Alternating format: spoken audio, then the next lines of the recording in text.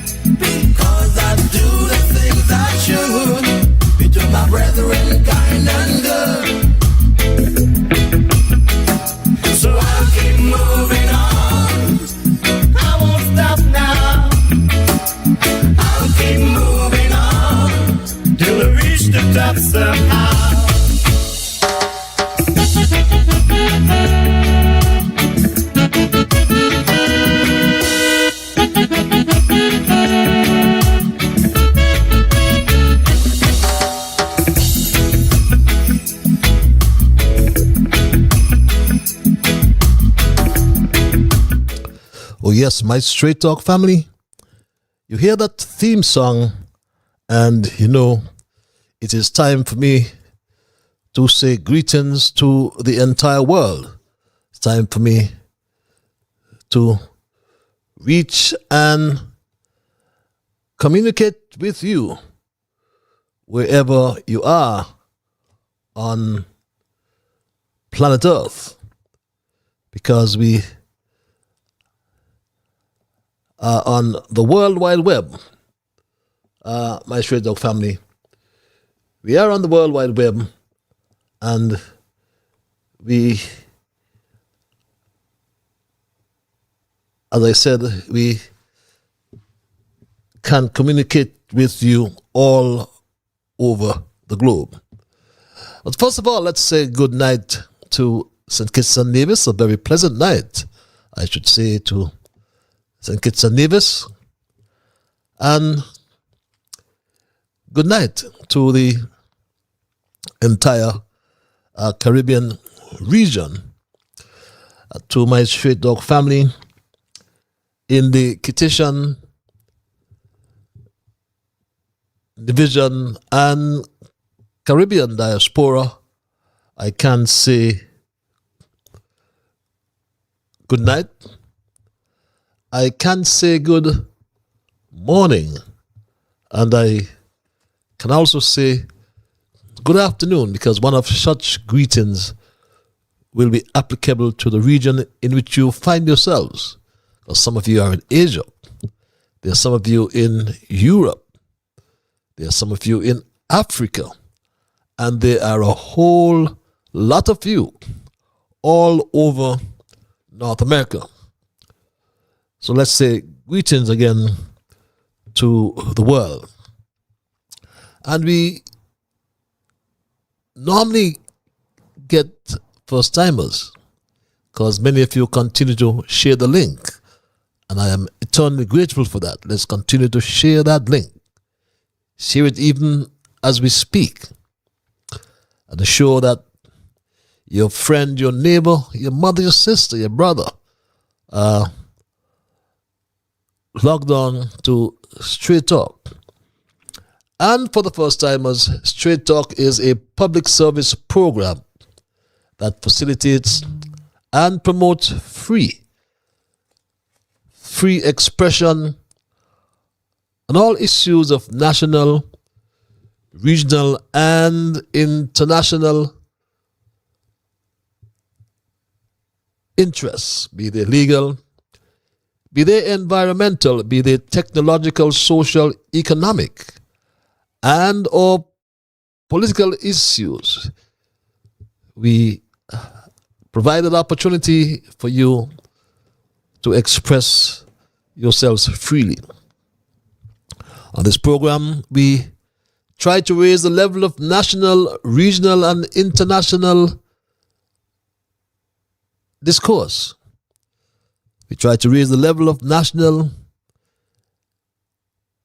international, regional consciousness by alerting all of our people to their rights, to their responsibilities, and certainly to their obligations. And my name is Ian Patches Liebert, and I give Almighty God thanks for blessing me with the opportunity to join you in conversation on yet another occasion. And my Straight Talk family, especially the first timers, just to assure you that nothing, absolutely nothing, is watered down on this program. We never try to make it more interesting, neither by omission nor by exaggeration.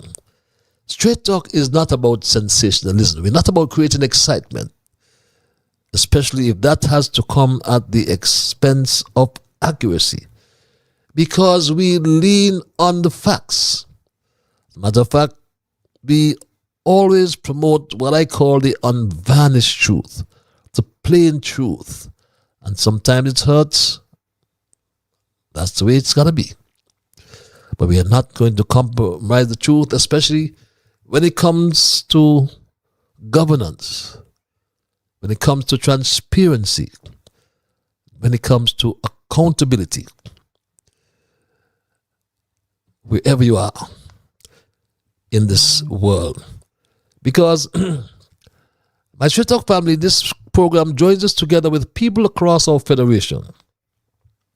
We are joined with people in the diaspora all around the world. Some we know very well. Some we have met. Some we may never ever meet physically. Yes, we met spiritually all these years. But whatever you advance, whatever is your view, we entertain them. We entertain a diversity of views or diverse views, whichever is accurate. But please do not sadden me, even though you are at variance with the truth. Please don't get disagreeable. You may disagree, but please don't get disagreeable. In the meantime, let's thank Almighty God for helping us to understand, oh, how good and how pleasant it is for brethren to dwell together in unity. Let us therefore hope and pray for the day when we will all sing His praise together. So welcome again, and thanks for those who share the link. As you bring first timers, like I said, please continue to do so. And I must always remind you, in particular the first timers, that Straight Talk is a participative program. And by that I mean, at some stage we will include your calls, we will include your emails, and if you're so minded calling, the numbers are on your screens. There are some who like what I call the cloak of anonymity.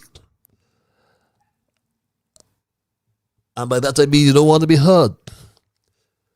For obvious reasons, especially if you are here. We have a leadership, we have politicians who are so vindictive. They can't take the truth in particular. So we give you access via our email platform. And the address is Straight Talk Patches, that's one word, STRAIGHTTALK patches at gmail.com. And let me forewarn you, that does not give you a license to say anything about anybody. We anticipate that you will be respectful and that you will pen the truth. No libel. We don't tolerate that at all. But let me say a special welcome to our Straight Talk Junior Brigade. That's an imperative. That's a must. I am duty bound to hail Young Dwayne, Tristan, Jasmine, Shamar, Kevin, Rue, Jamal, Travis, Travon. Jason is a new kid on the block. My grandson Neymar, Saraya, Elizabeth, and that special lady in St. Louis.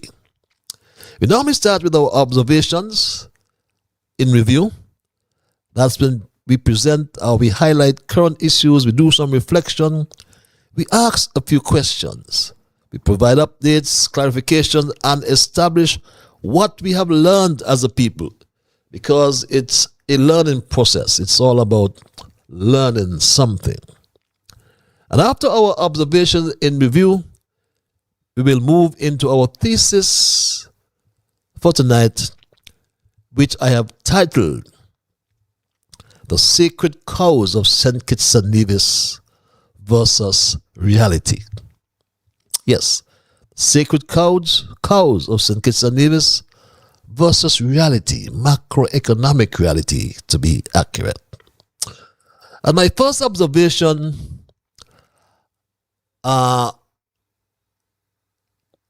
make reference to reports emerging from across the narrows in Nevis that indicate that newly launched NRP candidate for constituency number 11, Mario Philip, young Mario, has been dismissed from his position as a gender affairs officer with the Nevis Island Administration. Stanley has held that position for 4 or 5 years. The claim is circulating publicly, although the circumstances surrounding the reported dismissal have not been independently confirmed by any official or I should say any official statement from the NIA. The development is politically significant. Philip, like I said, had served for years in the Department of Gender Affairs and was publicly identified by the NIA as a gender affairs officer as recently as 2022, or recognized. But just last month, he was launched as NRP's candidate, as I said, for constituency number 11 over there in Nevis. And my back is well strong. And I want to tell you that if the government fire me, the people of Nevis 11 will hire me. After all. Well, my Street Talk family, it seems as if he got what he called for. The government fire him. The people of number 11 will hire him. But that certainly won't be until the next elections, and after which that will be decided. But the NRP, during his launch for Nevis 11, described Philip as a public servant committed to integrity, service, and community development. If the reported termination is confirmed, the timing coming shortly after his entry into electoral politics will inevitably raise questions about whether the dismissal is administrative, disciplinary, or politically connected? Those questions should be answered by the NIA and Philip himself before Straight Talk draws or comes to any conclusions. And my second observation, I state that contrary to the news circulated by Labour activist Cuthbert Dickinson, Labour activist Cuthbert Dickinson, that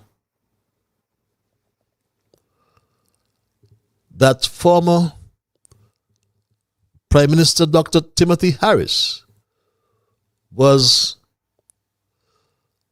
or had been flown out, I should say, had been flown out. I inadvertently forgot to load that social media post. But my Straight Talk family,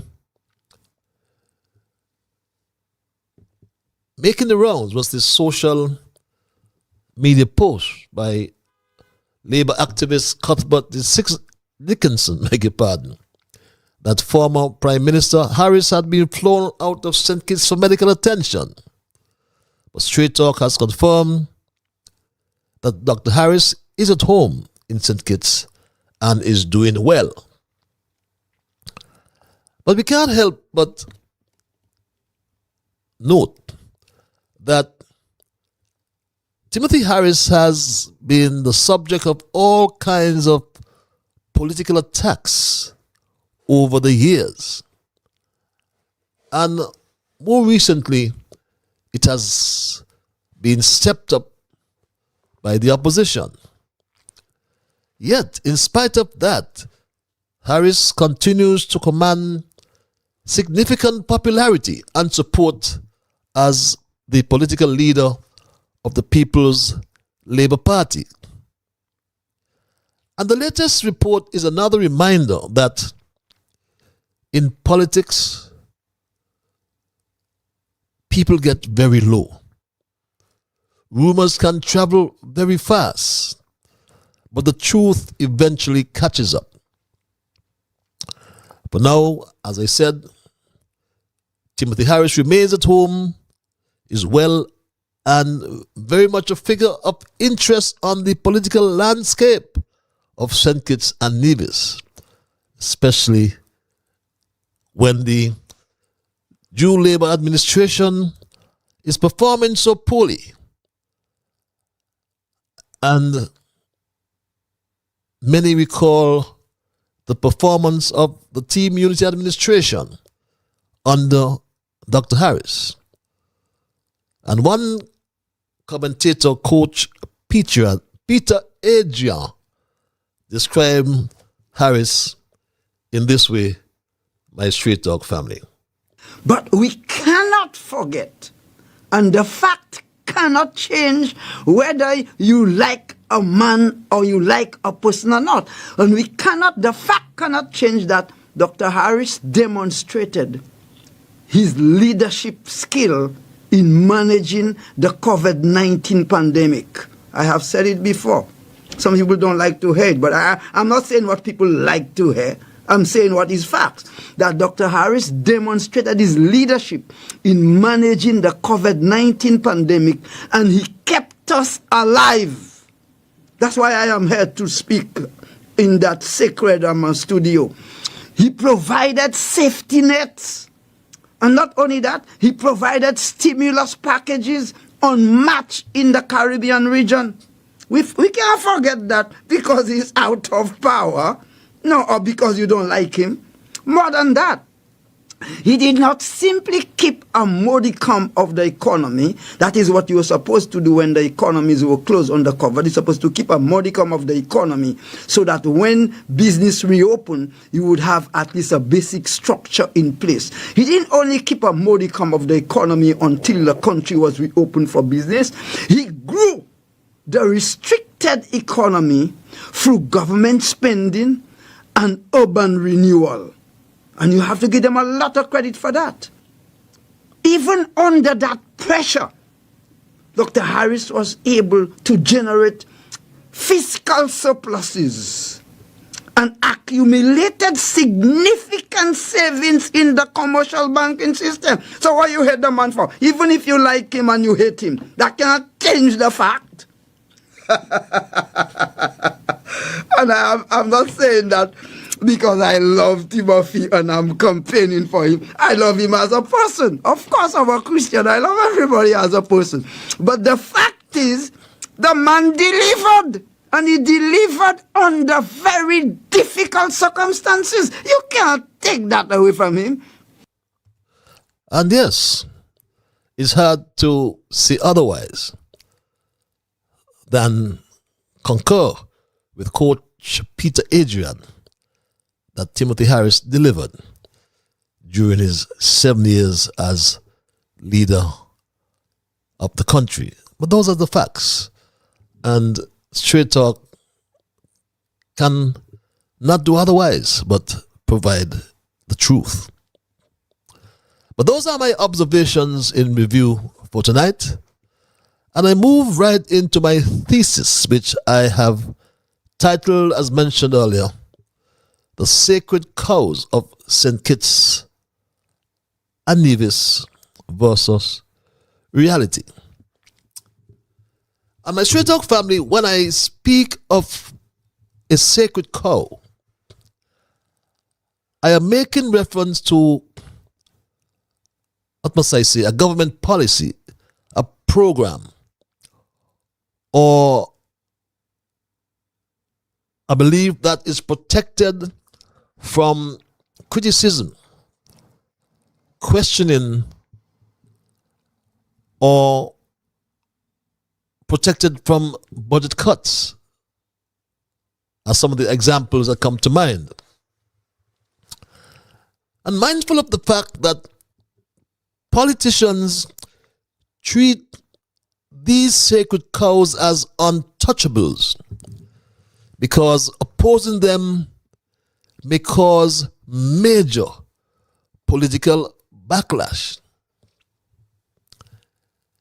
In politics, some of these policies or programs or beliefs are deeply tied to voter emotions.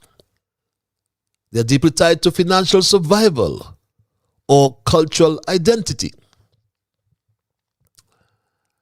And my Straight Talk family, for the past week and more, many of you have contacted me about some comments made by the current Premier of Nevis in respect of geothermal on that island. And even today, I got quite a few calls about this very issue. And here's an excerpt of what I am referring to. The reality of the situation is that we have had a long journey. That is undeniable. It has been a difficult path. That too is undeniable. But we are finally at a stage now where we can proceed. And let us not, when we talk about the difficulty, ignore the fact that the government in Bastia, the federal government, has for all these years been more of a hindrance than a help in relation to geothermal development. I was part of a team unity government headed by Prime Minister Timothy Harris. And whilst I thought that we were all working together to promote geothermal for Nevis, it was only after that government collapsed. You could imagine my surprise to hear from high officials in the United States government that whilst I as foreign minister was coming to them and touting geothermal and how we can develop it and pushing the idea of moving this renewable resource forward, that at levels above me, they were being told that the government in Bastia was not committed to this project. In fact, I recall there was a company called Terranov from Guadeloupe, and that company had actually entered into an MOU with the Team Unity administration. This fellow we had there called Patches or whatever his name is had actually signed an MOU. And the purpose of that MOU was to explore geothermal on-sink kits. My Straight Talk family, just imagine Mark Brantley speaking as Premier in 2026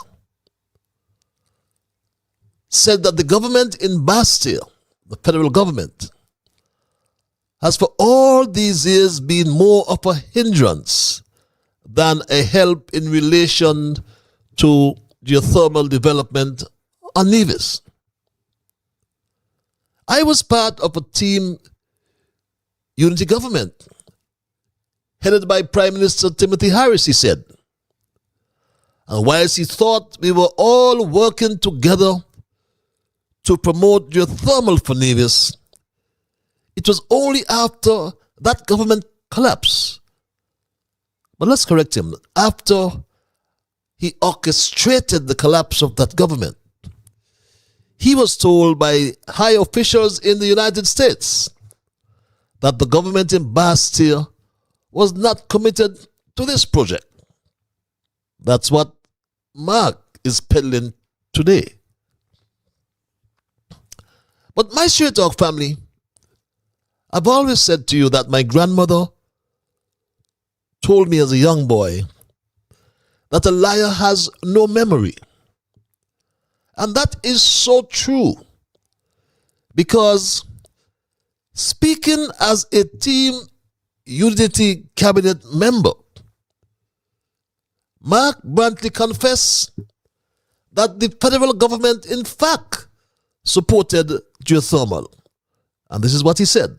We always provide you the evidence. Tonight I'm wearing my hat, I suppose, because this is a matter for the federal cabinet, as a member of that cabinet and as Minister of Foreign Affairs and Aviation. When we in Nevis said to the electorate, give us an opportunity to join with the People's Labour Party and to join with the People's Action Movement in this historic idea called unity, because that's what it was. It was an idea that we asked the people to invest in. It was an idea that we asked you to water, to allow to germinate and grow. And we are now seeing after 2 years, some say it couldn't last, but after 2 years, we are seeing tangible progress in our country, a coming together like we have never seen in the affairs of St. Kitts and Nevis. And they said talk is cheap, but whiskey costs money. And so let us look at the money. Unity took office in 2015. And look at the difference. Same SIDF. We got the geothermal project, 7.7 million. Did you hear him right, my Straight Talk family? The geothermal project on the Unity. Nevis got $7.7 million. But Mark Brantley, till this day, never accounted for those monies. You understand? And we asked him the question, is it the truth that most of that $7.7 million went into the law firm Daniel and Brantley? Perhaps you can tell us if that is truth. But that was at a town hall meeting at St. Paul's Anglican Church in Nevis on the 13th of February 2017, to be exact. But he went on to advance the criticism last week that the signing of an MOU by yours truly, Ian Patches Liburd, was somehow undermining Nevis's geothermal development merely by exploring whether on St. Kitts the resource is available. So what was wrong with signing an MOU is a question we must ask. If the argument is that signing the MOU was wrong because Nevis also had geothermal potential, then that argument borders on absurdity. But then Premier Vance Winkworth Amry, of blessed memory, may his soul rest in peace. Vance Winkworth Amry put it right, because Amry understood that geothermal development on both islands could be complementary to each other. And this is what Vance Amry said. And while you would have heard that the federal government has engaged in has signed an MOU with a company out of Guadeloupe, Terranov, to explore for that energy in St. Kitts, it does not mean that this will be detrimental to Nevis, because we are 2 years ahead or more than that in terms of the exploration. And what will happen in St. Kitts would be a complementary development, so that together we may be able to provide a larger resource to a larger demand marketplace. And my Straight Talk family, that statement is significant because, and perhaps I should play it one more time. And while you would have heard that the federal government has engaged in has signed an MOU with a company out of Guadeloupe, Terranov, to explore for that energy in St. Kitts, it does not mean that this will be detrimental to Nevis, because we are 2 years ahead or more than that in terms of the exploration. And what will happen in St. Kitts would be a complementary development, so that together we may be able to provide a larger resource to a larger demand marketplace.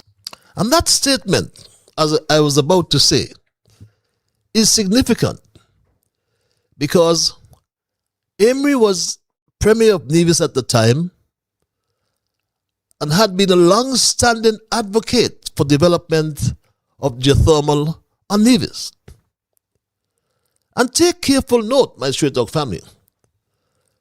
Vance Amry never said that St. Kitts should stay out because geothermal belongs to Nevis. Hell no. Amry said essentially the opposite. Together, we can provide a larger resource, he intimated, to a larger demand market source, is what he said. And that must be interpreted to mean that developing both resources could strengthen the Federation's overall energy position. And that is significant because, as I said, Amry was Premier of Nevis at the time and obviously saw two geothermal resources as an opportunity to enlarge the energy capacity of the Federation. Mark Brantley's argument, by contrast, attempts to frame one island's development against the other. But the position of Amry was therefore remarkably far-sighted, statesmanlike, pragmatic, or rather Federation-minded. And that's the Vance we've all came to know.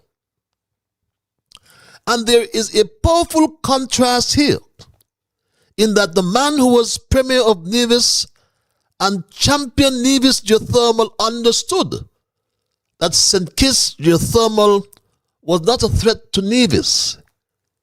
In fact, it was complementary to it.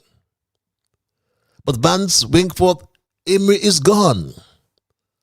So here comes Mark Brantley in 2026, doing what he does best, puts Nevis versus St. Kitts or what we call, he promotes the Twin Island tribalism, which is an expensive relic of a bygone era.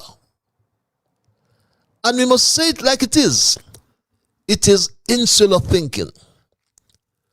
For too long, politicians in Bastille and Charlestown have treated national resources as localized weapons, missing the chance to build a truly unified federation. We can think of the SIDF under the Denzel Douglas Labour administration. Remember, they bounce your checks. And now comes Mark Brantley of the CCM NIA promoting this insular thinking. But the problem with Mark Brantley's argument is that it treats a federation-wide energy opportunity as though development on St. Kitts will somehow diminish development on Nevis. It is an insular way of looking at a national resource strategy and contradicts our own Green Climate Fund country program. Perhaps Mark Brantley and the SOCO engineer Conris Maynard should both read our national energy policy, which was developed with the assistance from the OAS Department of Sustainable Development under the Caribbean Sustainable Energy Program, funded by the European Union Commission's Energy Initiative of 2006 to 2011. The policy was published in April 2011 and approved later that year.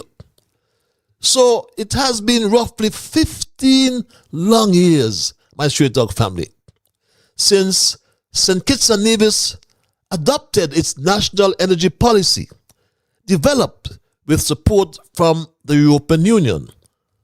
And one member of cabinet who was really close to that development was Denzel Douglas. It was quite an ambitious policy introduced just after the closure of the sugar industry in 2005. As I said, the European Union, European Commission, I should say, introduced that policy between 2006, beg your pardon, and 2011, or supported or funded, I should say, that policy between 2006, right after the closure of the sugar industry, and 2011. So it was a quite ambitious policy, I was about to say, that envisaged moving away from imported fossil fuels and specifically identified wind, geothermal, solar, biomass, small hydro, and marine energy, as well as the possibility of interconnection between St. Kitts and Nevis. And this is very important to note, my Straight Talk family, because in fact, the government of St. Kitts and Nevis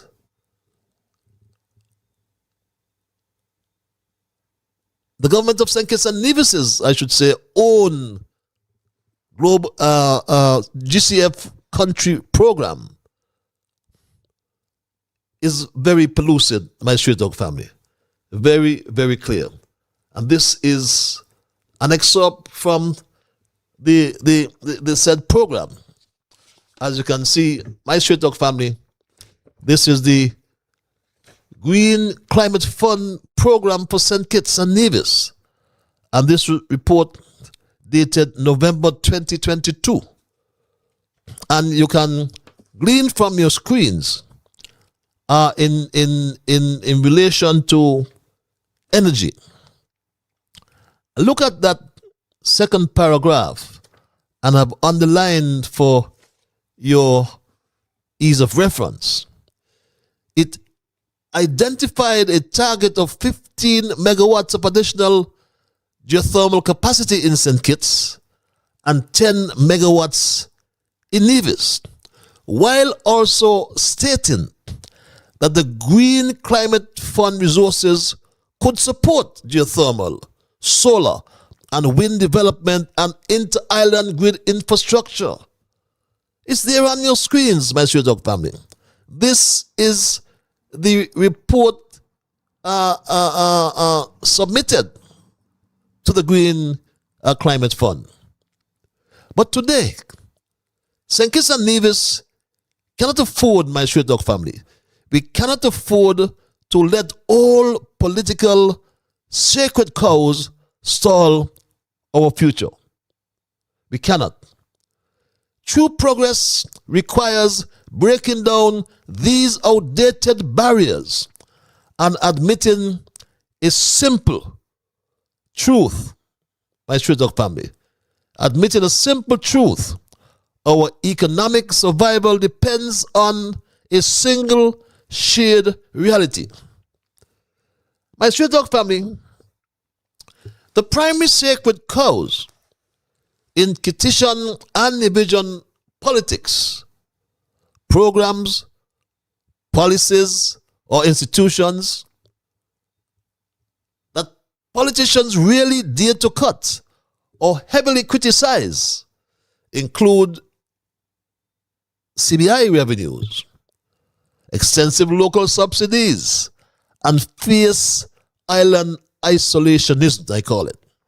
Though, my Straight Talk family, though the financial secretary said this just recently, my Straight Talk family. Well, I want to be real. Given the geopolitical situation, given what's being said about CBI across the entire region, as you would have heard most recently, the EU is saying to the governments of the Eastern Caribbean that by 2028 they should be out of the citizenship by investment program. Now, when I go back and I look at several of our budgets over the years, our budget was heavily anchored on CBI. Having taken office as FS, acting FS up to the last budget, and was the lead on preparing the 2026 budget.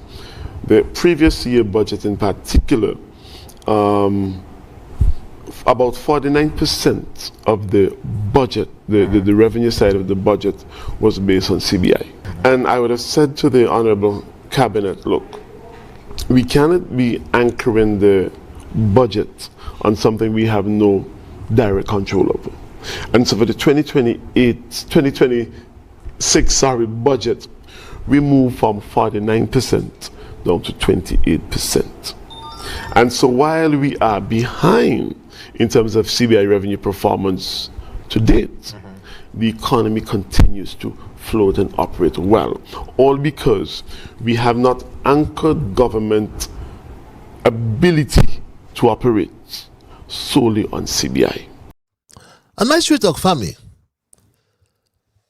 putting Paxson's strange, position aside, it is the rampant corruption within the CBI,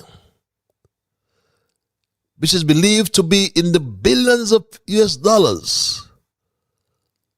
But this sacred cow seems untouchable for obvious reasons. Maybe SKN put it right when he said that the country is built on corruption. But here's my end game. Okay? One,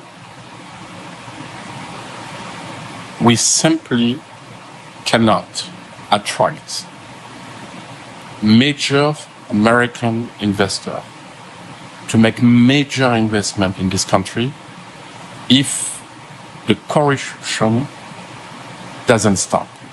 Simple as that. That's number one. Well, you have a big problem though, because this country is built on corruption. And everybody to say that. And my Straight Talk family, the Attorney General Garth Lucifer Wilkin, for example, is fully aware of the subpoena filed by MSR Limited in Miami and Washington, or in Miami and New York, I beg your pardon for correction. And that allowed Philippe Martinez and his lawyers in Washington to obtain bank accounts and transactions done all over the world through the U.S. and amounting to over U.S. $700 million. Lescan confirmed CS Global and Caribbean Galaxy accounts, and I have seen some of them that run into the hundreds of millions. But for Attorney General Wilkin, the Director of Public Prosecutions Adlai Smith, and law enforcement in St. Kitts and Nevis, this sacred cow is certainly off limits. It has to be. Because notwithstanding that a lot of people connected to the CBI in St. Kitts and Nevis have already been interrogated, they have been questioned by the Customs and Border Patrol and other U.S. agencies upon entry in the United States. Some names I may call. But the latest IMF or 2026 IMF Article 4 consultation report, however, has no doubt shattered whatever illusions that may have existed. And my Straight Dog family, it is very clear, pellucid, as I would say, my good friend would say. And you can glean from your screens. And I have underlined again for convenience. And I'll read. Persistently low CBI revenues are expected to keep deficits elevated in 2026 and over the medium term, while public debt is projected to continue rising. That's not good news, my Straight Dog family. That's not good news at all, Mr. Financial Secretary, when you speak about anchoring. But with CBI revenues steadily falling due to tightening international scrutiny and the federal deficit widening to a staggering 11.7% of GDP, the Federation can no longer afford this tribalist political theater. This tired tribalist political theater. We can no longer afford this, my Straight Dog family. The current political debate centers on three overlapping battlegrounds, each exposing how outdated local political structures are, stalling national progress, one of which is the Destiny Project.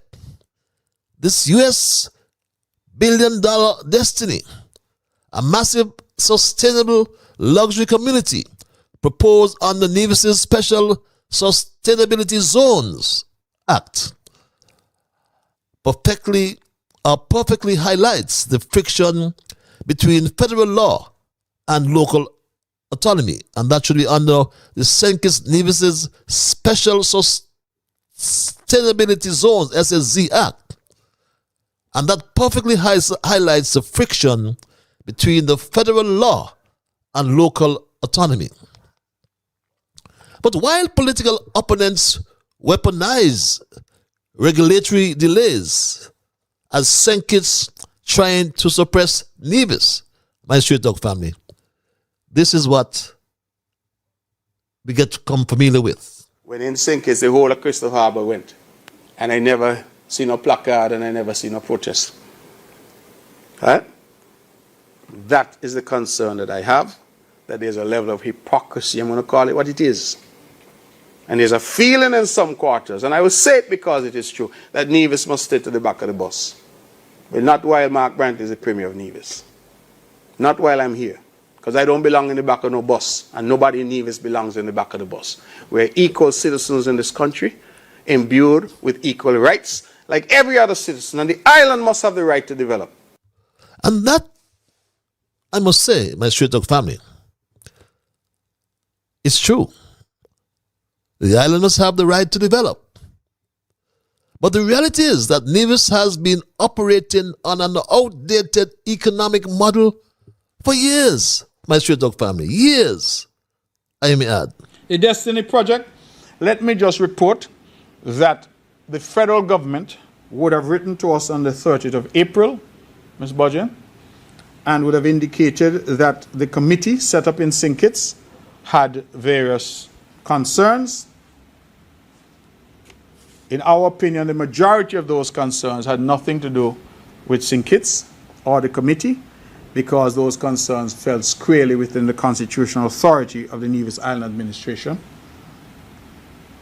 And some of those concerns we thought were, how should I put it, unfortunate. And I use that word because one of the concerns, for example, they said that this community will be, and I'm paraphrasing, a community of wealthy individuals, and that will create a sort of Nevis where you have some haves and have-nots. And I thought, well, that's an interesting observation to make, because I don't know if you all know, but there's a place in St. Kitts called Frigate Bay. There's a place in St. Kitts called Kittitian Hill. There's a place in St. Kitts called Christophe Harbour. I wonder how many Kittitians live in Christophe Harbour. Well, how come this have and have not story just coming up now as an objection to Destiny? These are the kinds of things that I say are absolute, unadulterated rubbish. But my straight talk family, the historical parallel of Christophe Harbour and St. Kitts must serve as a stark warning, because it promised as a multi-billion-dollar playground to provide some $17 billion into the economy, or to stimulate the economy and put in some $17 billion into the economy over 20 years. Instead, Christophe Harbour became a heavy financial burden. Decades of sweeping duty-free concessions on fuel, construction materials, and corporate income taxes meant that the government did not collect any direct revenue, while the project left a trail of massive unpaid bills to state corporations and the state-controlled St. Kitts, Nevis, and Anguilla National Bank.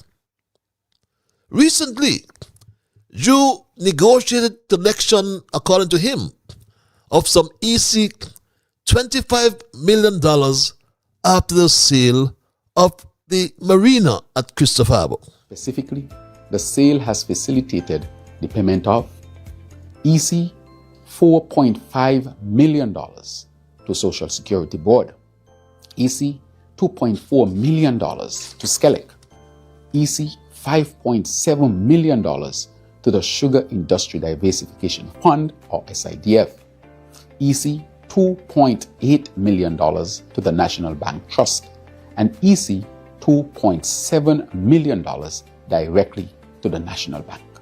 Additionally, EC $3 million has been paid toward outstanding property tax arrears, and EC $3.6 million in stamp duties. These were debts left lingering for many years. With these payments, we have brought closure and clarity. What closure? My straight talk family. Christophe Harbour owed the National Bank and the National Trust, the Social Security Board. When some people went to prison, debtors jail, for not paying Social Security, why the hell didn't they pick up Buddy Darby and treat him the same for the millions he owed to Social Security over the years? But no. For Drew, that's a sacred cow was off limits. They owed SKN, they owed SIDF, they owed the Inland Revenue Department. But we ask the question, my Straight Talk family, did Terence Michael Drew instruct the bank to stop the court proceedings in this National Bank case? The bank got an order from the court, as you can glean from your monitors. And this should be nothing new to you. I showed you this before. I'm just jogging your memory. The upset price on the land used as collateral, according to the judge, $25 million. $25 million. The value of the 400 acres of land that Buddy Darby and Christopher Harbour used as collateral for the $16 million loan, US dollar loan from the bank, which they did not pay 1 cent. So we asked the question to Terence Michael Drew, did you instruct the bank to stop these court proceedings? That's a question you ought to answer. And my Straight Talk family, the Destiny Project threatens to repeat this exact cycle as it relies on the same outdated concession structure that shifts all financial risk onto the public, the general public. But it's the geothermal energy, my Straight Talk family, that is still being guided by narrow politics. Historically, Nevisian politicians treated geothermal energy as a uniquely Nevisian asset to be guarded from basity. Treating geothermal energy as a localized bargaining chip is a symptom of an outdated political system. Both islands must be managed under a united federal framework to ensure that national energy security is attained and to attract green industrial investment. Relying entirely on a single submarine cable to transmit power from Nevis to St. Kitts creates a single point of failure. If there is an underwater earthquake, for example, an anchor drop, or a volcanic shift damages the cable, then St. Kitts would instantly drop back into expensive, polluting diesel generation. Developing St. Kitts' own geothermal potential, centered around Mount Lyamiga or just below Brimson Hill vectors, ensures complete grid redundancy. Nevis alone can easily satisfy the baseline local energy or local electricity demand of both islands. However, by tapping into geothermal reservoirs on both islands, the Federation can generate an energy surplus. This surplus can be converted into green hydrogen or green ammonia, turning St. Kitts and Nevis into a major regional export of clean maritime fuel. Developing both resources simultaneously allows the Federation to negotiate lower costs with drilling contractors, like Iceland Drilling Company, that's we understand are contracted. Bringing heavy drilling rigs, engineers, and specialized equipment to the Caribbean is incredibly expensive. Moving a single rig back and forth between the Hamilton site on Nevis and a site on St. Kitts cuts mobilization costs in half, maximizing the return on every dollar spent. My Straight Talk family, there's a solution. A dual island co-production strategy. Because while a unified submarine cable connecting Nevis's 30 megawatt baseline capacity to St. Kitts remains an immediate priority, developing distinct geothermal resources on both St. Kitts and Nevis simultaneously offers significant macroeconomic benefits that cannot be disputed. And that would turn the debate from political territorialism, St. Kitts versus Nevis, into sound national energy planning. Rather than a wasteful duplication of resources, a dual island development plan creates a highly resilient green energy economy, my Stray Dog family. Yes, it does. And my Stray Dog family, look at your screens. Look at your screens. Rather than a wasteful duplication, I said, of resources, a dual island development plan, that smart interconnect submarine cable, the underwater cable therefore becomes a two-way highway rather than a one-way pipeline. Power can flow from Nevis to St. Kitts during peak commercial hours in Bastille, and reverse flow from St. Kitts to Nevis if a production well on Nevis undergoes routine maintenance. And this is one solution. Developing St. Kitts' own geothermal potential ensures complete grid redundancy, my Stray Dog family. If, as I said, a submarine cable is damaged, both islands can still run independently without reverting to expensive, polluting diesel. Imagine a major hurricane, an earthquake, submarine cable failure, or other catastrophic event. If both islands have strong, independent grids, each can continue operating while the other is repaired, my Stray Dog family. And we have also provided the financial comparison and costs. Nevis only versus dual island development. To justify the higher upfront cost of drilling on both islands, the JFEC financial model we have put together, my Stray Dog family, to demonstrate clear long-term advantages.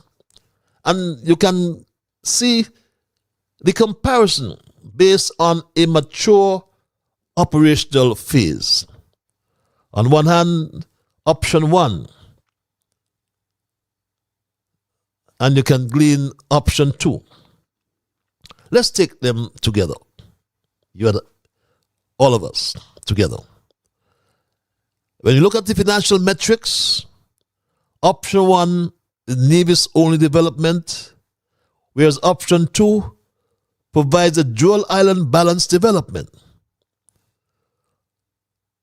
The total grid capacity on option 1 is 30 megawatts and a single source, whereas option 2 provides 40 megawatts with 20 megawatts on St. Kitts and on Nevis, respectively. Systemic risk or redundancy. Option 1, that's high. If the submarine cable fails, St. Kitts reverts entirely to expensive diesel. While option 2, it is zero, zilch, nada. Total redundancy, because both islands can run independently if the cable is severed. And there will be accidents. Nothing is perfect. Look at the upfront drilling capital expenditure. In option 1, Nevis only, low initial costs because there's single mobilization of drilling rigs. But look at option 2. Yes, there's higher initial costs, but there's a 30% cheaper cost per well due to a continuous shade drilling contract. And the annual savings, federal savings that is. Option 1, Nevis only, $25 million slashes fuel imports by 70%. But look at option 2, the dual island balance development. Annual savings of EC $45 million. And that slashes fuel imports by 100% across both islands. And of course, the political friction. Unavoidable. Option 1, Nevis only development. That political friction is high because St. Kitts relies on Nevis for power. Nevis feels its resource is being exploited. But option 2, no political friction, zero political friction, because both islands are equal partners, producers, and beneficiaries. My Straight Dog family, furthermore, I'll leave that on your screens for you to absorb. But by tapping into geothermal reservoirs on both islands, the Federation can generate an energy surplus to be converted into green hydrogen or green ammonia, turning St. Kitts and Nevis into a major regional exporter of clean maritime fuel. Have you heard me, my Straight Dog family? Green hydrogen or green ammonia, turning St. Kitts and Nevis into a major regional exporter of clean maritime fuel. So my Straight Dog family, it stands to reason that developing both resources simultaneously also allows the Federation to negotiate lower drilling costs with heavy drilling contractors maximizing the return on every dollar spent. And it is not too late to revisit the architecture. No, it's not too late. But any revision should be based on a transparent, independent least cost generation and transmission study. The IMF, having done my research, has already identified the enormous scale of the proposed grid modernization.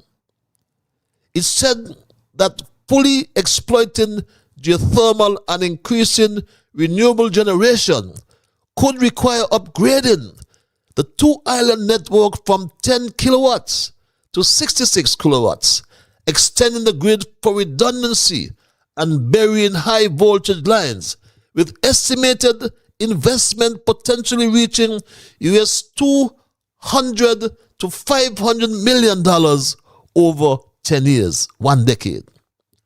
But that raises an important question, my Straight Dog family. Why spend hundreds of millions creating an elaborate national transmission system without first determining the least cost architecture for each island? Terence Michael Drew warned that geothermal development on Nevis is over US $400 million or EC $1.2 billion, my Straight Dog family. Yet to implement, for example, geothermal. You know how much the geothermal cost? Total cost might be $400 million US. That's already, if you convert, that's already a big part of our total GDP. Just one project. One project, yes, big part of our GDP. But in conclusion, my Straight Dog family, St. Kitts Nevis stands on the edge of becoming the Caribbean's first fully self-sustaining green energy superpower. But achieving this goal requires burying the outdated political divisions that have kept these two islands competing against one another. By choosing a dual island geothermal strategy and moving past tribalist sacred cows, the Federation can protect itself from global economic shocks and unpredictable CBI markets. Trust should no longer be given to politicians who stoke inter-island division for cheap votes. Trust must be given to those leaders who are ready to build a unified, resilient, and independent future, finally resolving the sacred cows of St. Kitts and Nevis versus reality. And that's my story tonight, my Straight Dog family, and I am not going to change it. I will now open the lines and include your calls and your emails. And if you're so minded to call, the numbers are on your screens. And I always like to implore you before I open the lines, which I will do momentarily. Let us respect others. And of course, to achieve that, you must first respect yourselves. Let us try to be fair to all concerned. And let us ensure that the things we say and do will be beneficial to all concerned. And in the process of saying and doing those things, let us strive to build a kinder, gentler St. Kitts and Nevis. At 13 past the 9 o'clock hour, we go to the lines and entertain our first call. Caller, you're live. Hello, caller. Good night. Good night, Mr. Liebert. Good night, my dear. You always jump the gun. Good to hear you. Our greatest ability as humans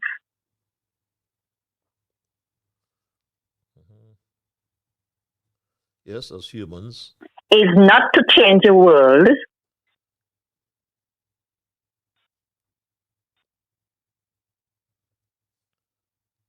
But but to change ourselves. to change ourselves. I repeat, our greatest ability as humans is not to change the world, but to change ourselves. Have a great evening. Have a great evening as well, my Straight Dog family. That's my quotationist, I call her, from across the Narrows over there in Nevis. Always get in first and always provide what I call a thought-provoking quotation. And this one is no different. Our greatest ability as humans is not to change the world, but to change ourselves. Isn't that interesting? Calls for some introspection. Yes. Our greatest ability as humans is not to change the world, but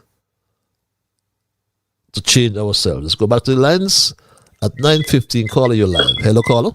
Good night, Ian Patrick Liebert. Good night. Good night, my brother. That sounds like Mr. Politics. Yes. I got a little calypso to put tonight. So I hope you keep it. And this will be your opening tune. Okay. For Straight Talk. Okay, my brother. The Labour Party, they can't pull petition anymore. Get rid of them. Turn back on them. PLP is working 24 hours around the clock. Get rid of them. Turn back on them. I don't know what I'm doing to strengthen the victory. Get rid of them. Turn back on them. Dr. Drew and the team just fooling the young people. Get rid of them. Turn back on them. I don't know what they're doing to replace this country.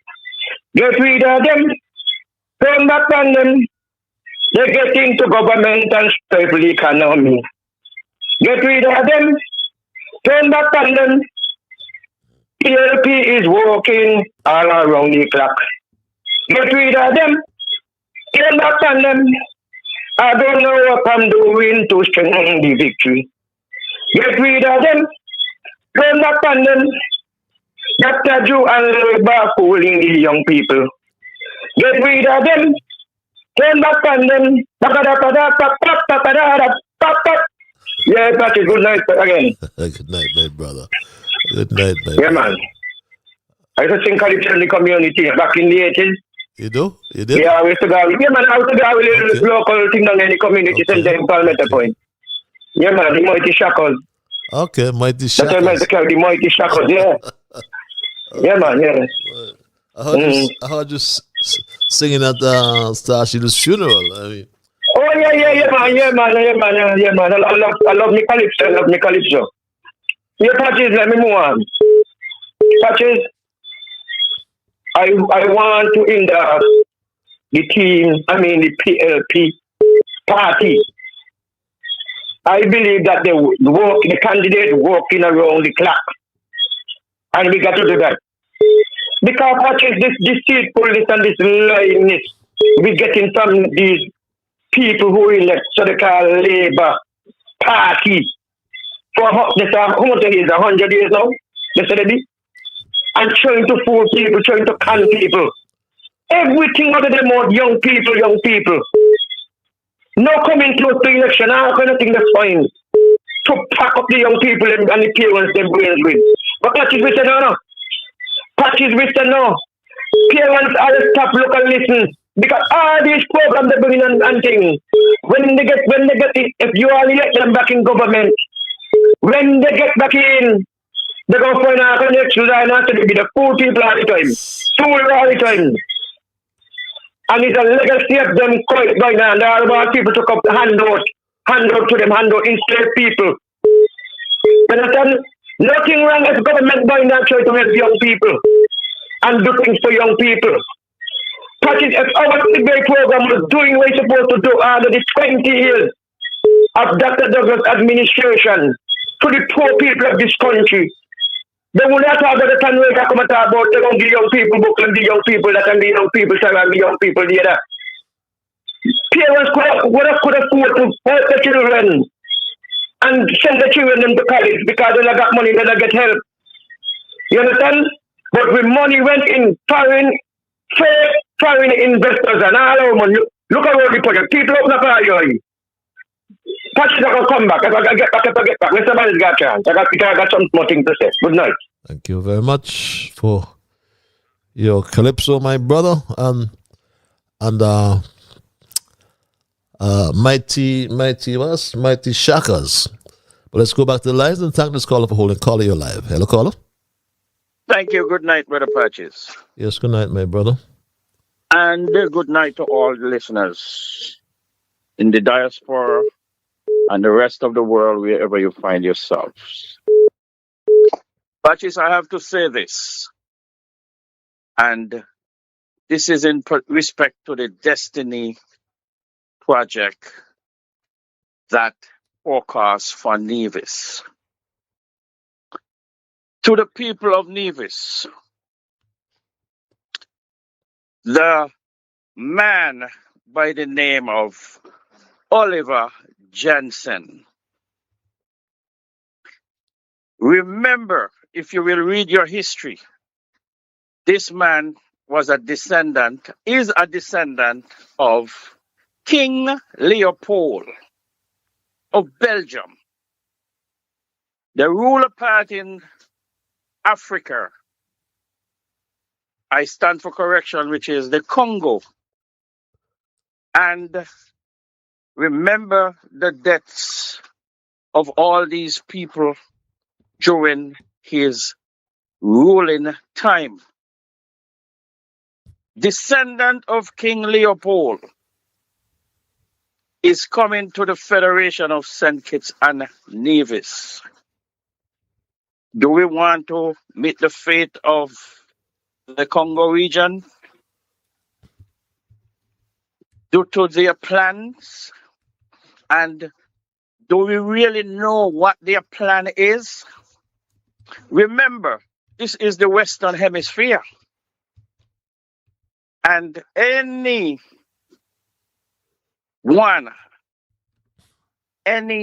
nation, entity, try to grab an inch, which they are not permitted to, it will be problematic for the United States. One may say, why you said the United States? the United States has the cards for our region by the military force and by its demeanor.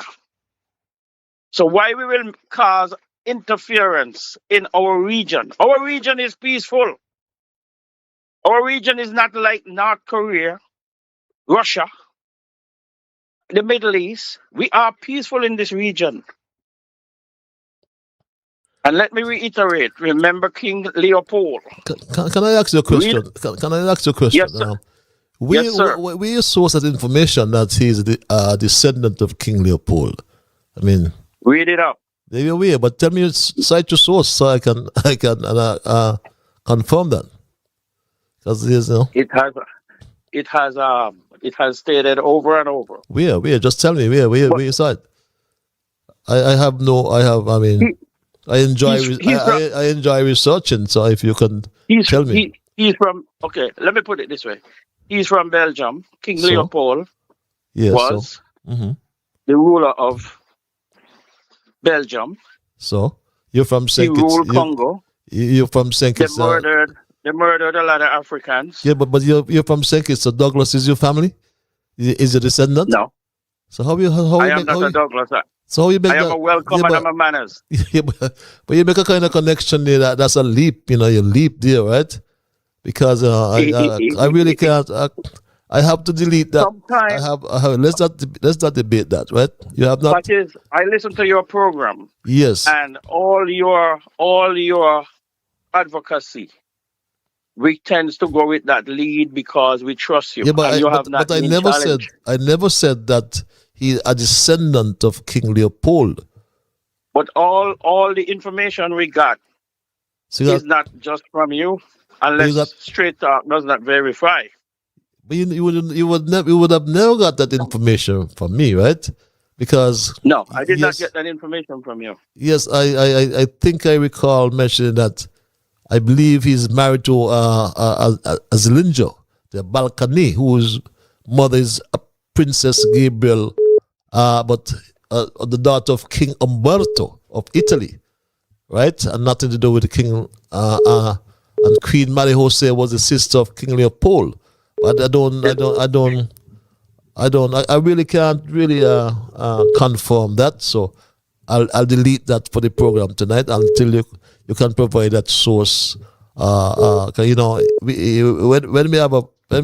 always provide the sources of our information, and that's what. Okay, but just wrap up, please. You've been here for a while, yeah. Quickly. Yeah. Well, last but not least, as I will continue this vein, I hope that only the decision at the ballot will make that decision for those who are peddling this deal, which number one is the premier of Nevis. Say no to destiny and say no to our lands. Our lands will remain in our domain, and that is our sovereignty. And that deal should never and should not happen anytime ever. Okay. Thank you. I appreciate that time. I will go and come again next. Thank you very much. Thank yes, you. And as we said, there is no evidence that will confirm that he is a descendant of King Leopold. Caller, you're live. Thank you for holding. Hello, caller.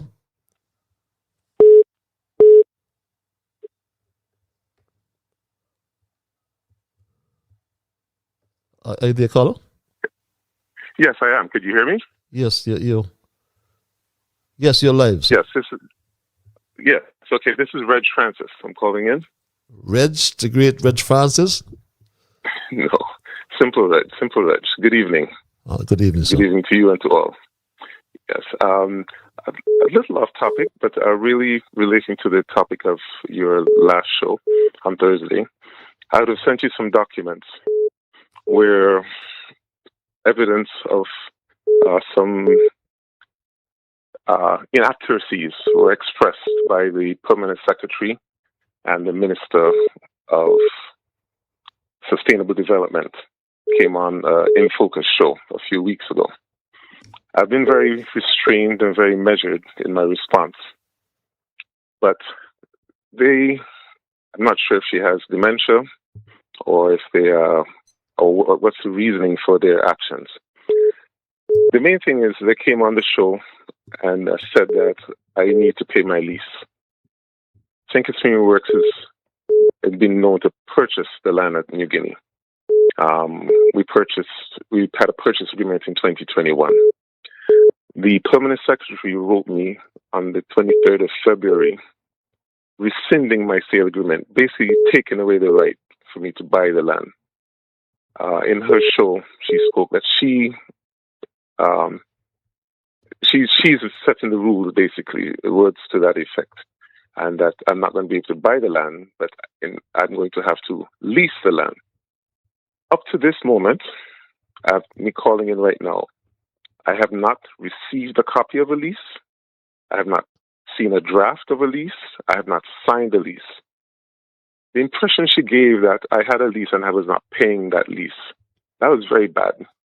And they both implied that I'm taking away revenues which the government needs to continue its operations and providing services to the people of St. Kitts and Nevis. Now, that's farthest from the truth. Now, I think everyone knows the short version of it. I had a purchase agreement. I paid a deposit. The government owed me more than I owed them. I refused to pay because I told them to take out the money from what they owe me. And that's where the whole problem started. Now, with her rescinding my sale agreement, she's taken away the opportunity for a local man to own a piece of the rock. It is sad. And she, the minister, both minister and permanent secretary, I have to say both because one is the boss of the other. They wrote to me on the 23rd of February, pointing out that I paid $50,000 deposit, which the Attorney General went on Freedom FM and said the same thing. I paid $50,000. And they wrote to me and said that the $50,000 is going to go towards the lease payment. If they haven't given me a lease yet, I haven't seen a lease, how could I pay it? I've made over 16 requests for the lease, to see the land that being reallocated. Now, on the 20th of June, they wrote to me and said, and told me Cabinet approved my request to get the land back, which they took from me in the 23rd rescinding agreement. You know, Reggie, yes, sir. I'm sorry to interrupt you, but the difficulty we have, though, right,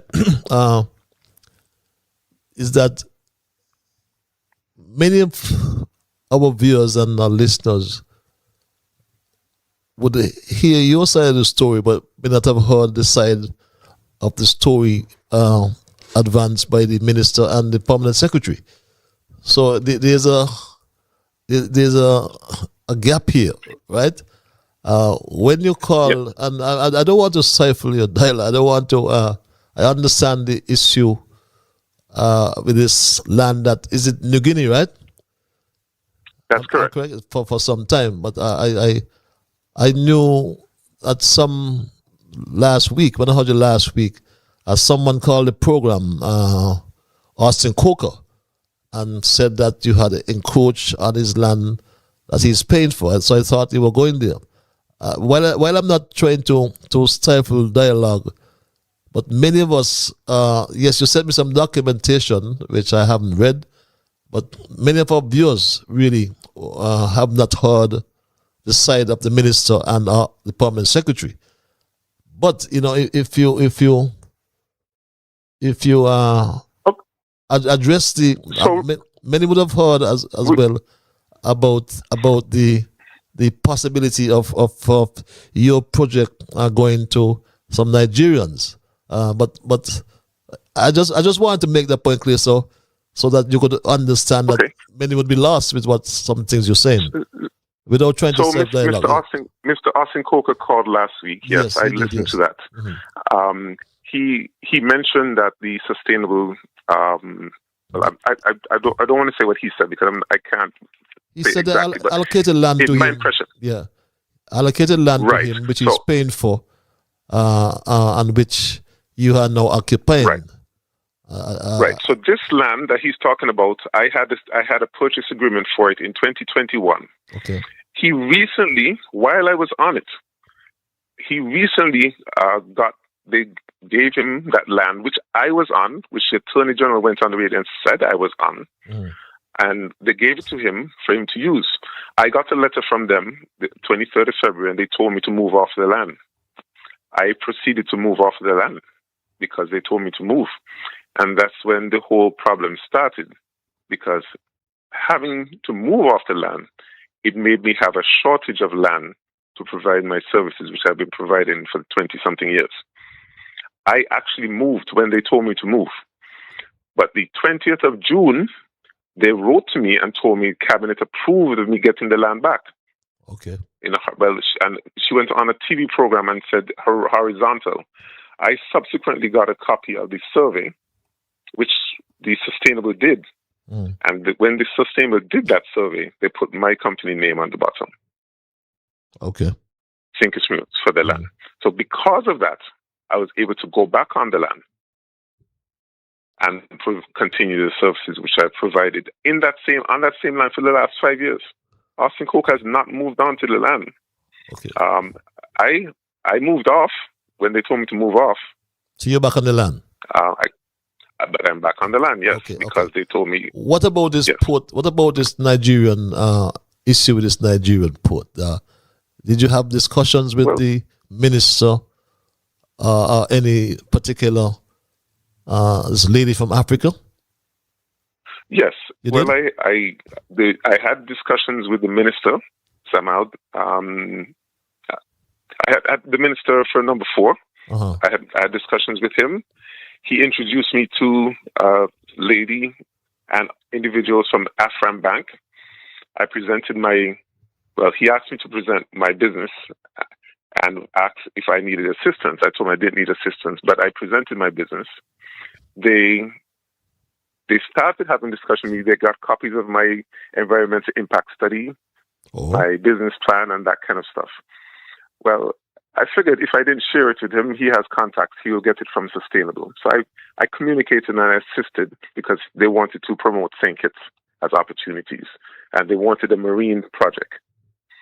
They took my information, then they went silent. Then on the 28th of July, last year I think it was, 28th of July, they had an MOU signed in Grenada. That's according to the information services of St. Kitts and Nevis. I saw an article where they had an MOU signing. The whole MOU was for 90 million. 40 million of it was for development of a marine port at New Guinea. That's what the title was. Now, on the 28th of July, they had that signing. 3 days later, on the 31st of July, I got what I call an eviction letter from the Attorney General's office. It was a without prejudice, but without prejudice says that I can't use it in court.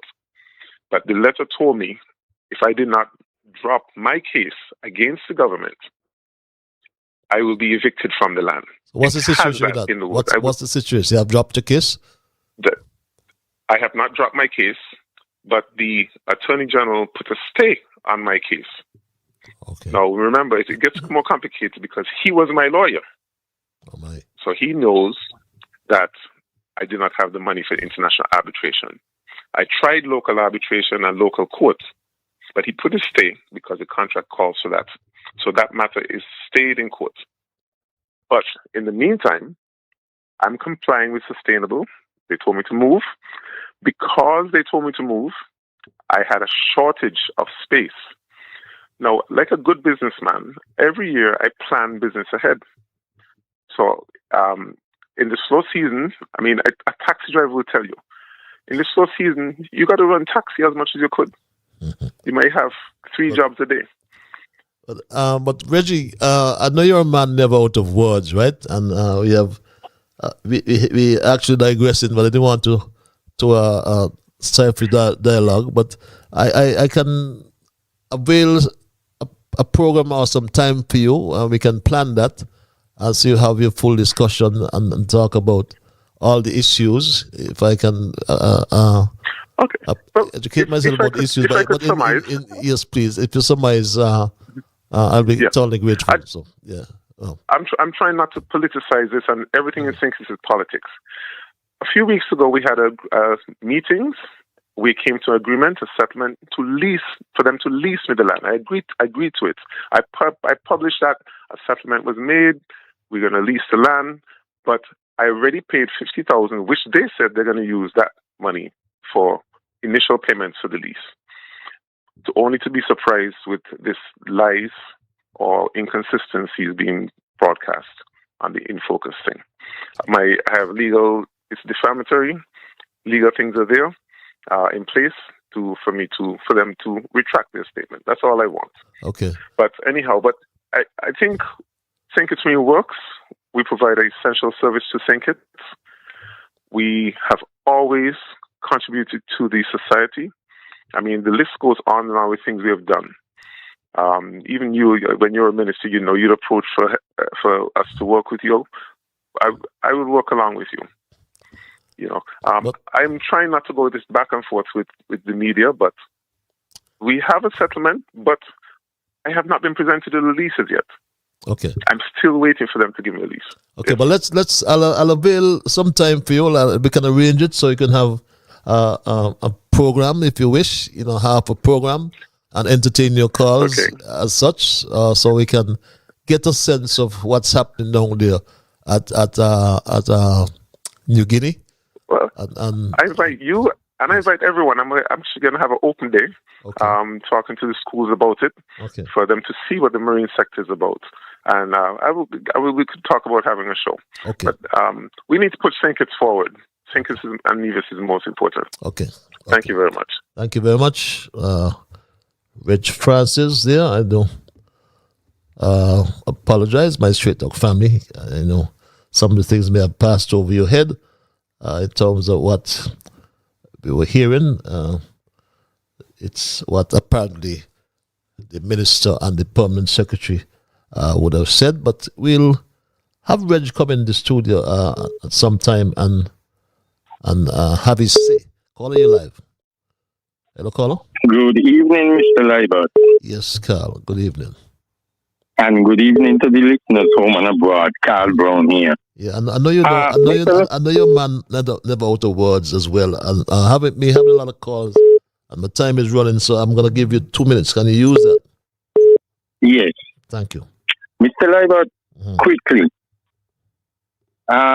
Didn't the present government, in campaigning and even after got into government, say they had investors, so much investors on the back of their hand?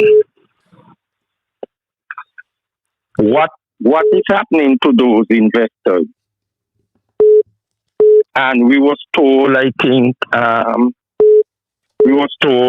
by one or two of the ministers that there will be so much jobs that they will have to import workers because we don't have enough workers for the amount of projects and investment that will be coming to the country. We still are waiting for the hundreds of workers to be working. And we still are waiting all those investors who happen to stick on the back of labor hand. The other thing is, I asked you this question the other day. Do anybody know how many people are working on the newly rebuilt Bastille High School?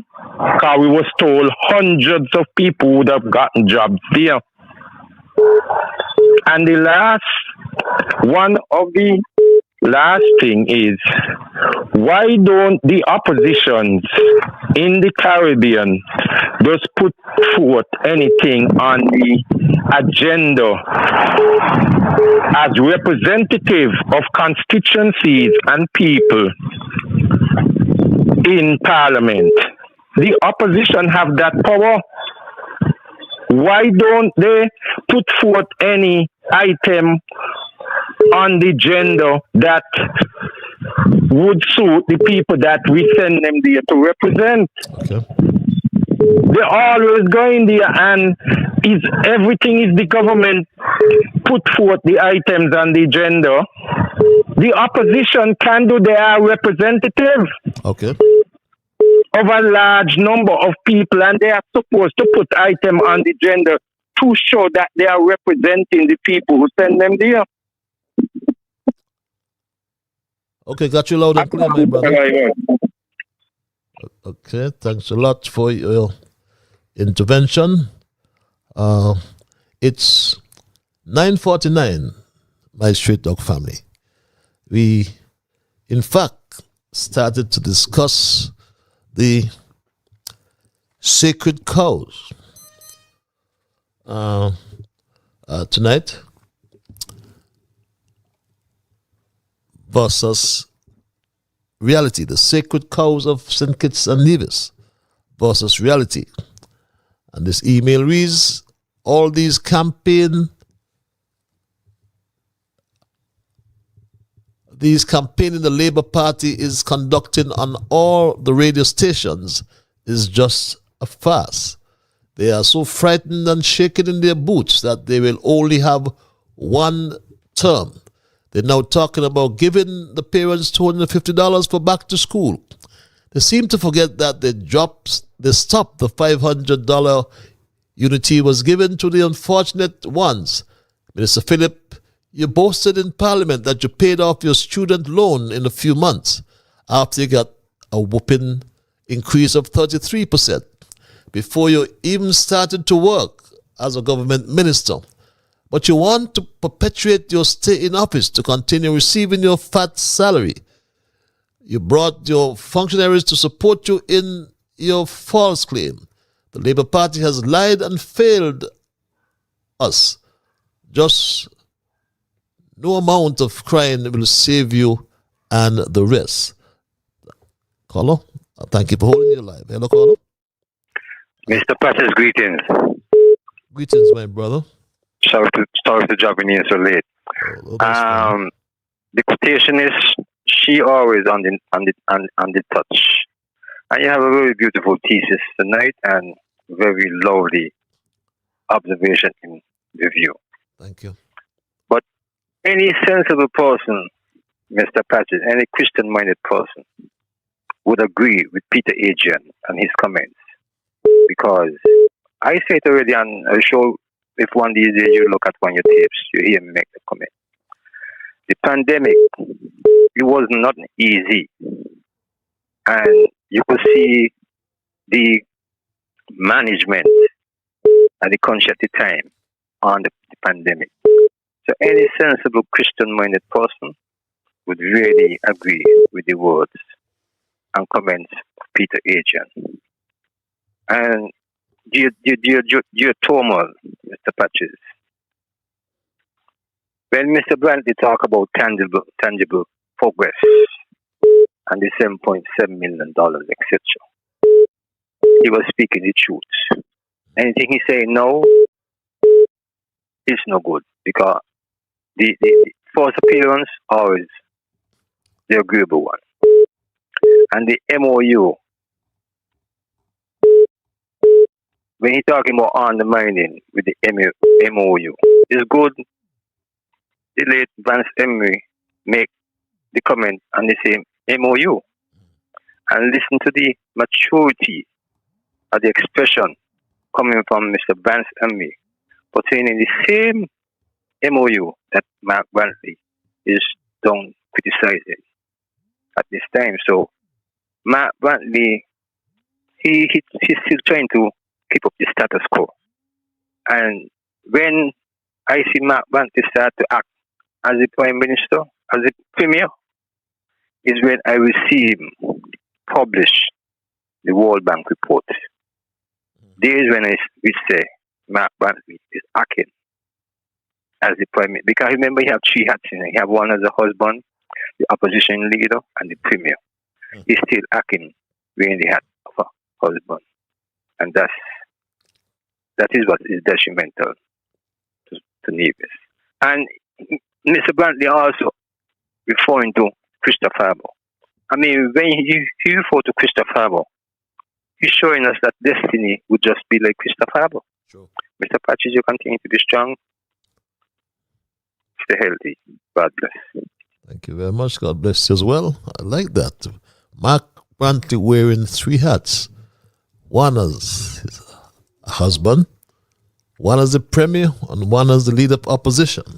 And yes, you rightly said, and for those who may have missed it, when he criticized the MOU, matter of fact, he said this. The reality of the situation is that we have had a long journey. That is undeniable. It has been a difficult path. That too is undeniable. But we are finally at a stage now where we can proceed. And let us not, when we talk about the difficulty, ignore the fact that the government in Bastia, the federal government, has for all these years been more of a hindrance than a help in relation to geothermal development. I was part of a team unity government headed by Prime Minister Timothy Harris.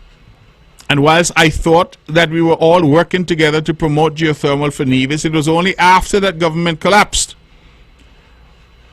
You could imagine my surprise to hear from high officials in the United States government that whilst I as foreign minister was coming to them and touting geothermal and how we can develop it and pushing the idea of moving this renewable resource forward, that at levels above me, they were being told that the government in Bastia was not committed to this project. In fact, I recall there was a company called Terranov from Guadeloupe, and that company had actually entered into an MOU with the Team Unity administration. This fellow we had there called Patches or whatever his name is had actually signed an MOU, and the purpose of that MOU was to explore geothermal on St. Kitts. And imagine, my Straight Talk family, he said this when he was a member of Team Unity. Tonight I'm wearing my hat, I suppose, because this is a matter for the federal cabinet, as a member of that cabinet and as Minister of Foreign Affairs and Aviation. When we in Nevis said to the electorate, give us an opportunity to join with the People's Labour Party and to join with the People's Action Movement in this historic idea called unity, because that's what it was. It was an idea that we asked the people to invest in. It was an idea that we asked you to water, to allow to germinate and grow. And we are now seeing after 2 years, some say it couldn't last, but after 2 years, we are seeing tangible progress in our country, a coming together like we have never seen in the affairs of St. Kitts and Nevis. And they said talk is cheap, but whiskey costs money. And so let us look at the money. Unity took office in 2015. And look at the difference. Same SIDF. We got the geothermal project, $7.7 million. $7.7 million for geothermal, which he said he didn't get support. But what did his premier? Because Mark Brantley forgot that Vance Winkworth Emery, his soul rest in peace, was in fact premier of Nevis and a senior minister in the cabinet when we signed that MOU with Telenor. And here's what Vance Emery said, debunking all of what Mark Brantley has said. And while you would have heard that the federal government has engaged in has signed an MOU with a company out of Guadeloupe, Terranov, to explore for that energy in St. Kitts, it does not mean that this will be detrimental to Nevis, because we are 2 years ahead or more than that in terms of the exploration. And what will happen in St. Kitts would be a complementary development, so that together we may be able to provide a larger resource to a larger demand marketplace. And take careful note, my Straight Talk family. Vance Amy never said that St. Kitts should stay out of geothermal, or that geothermal belongs to Nevis. Hell no.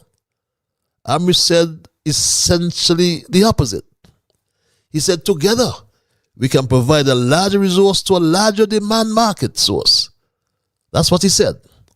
And that must be interpreted to mean that developing both resources could strengthen the Federation's overall energy position. Let's go back to the lines. Caller, you're live. Hello, caller. Hello, caller. Caller, turn your equipment down, can you? Hello, caller.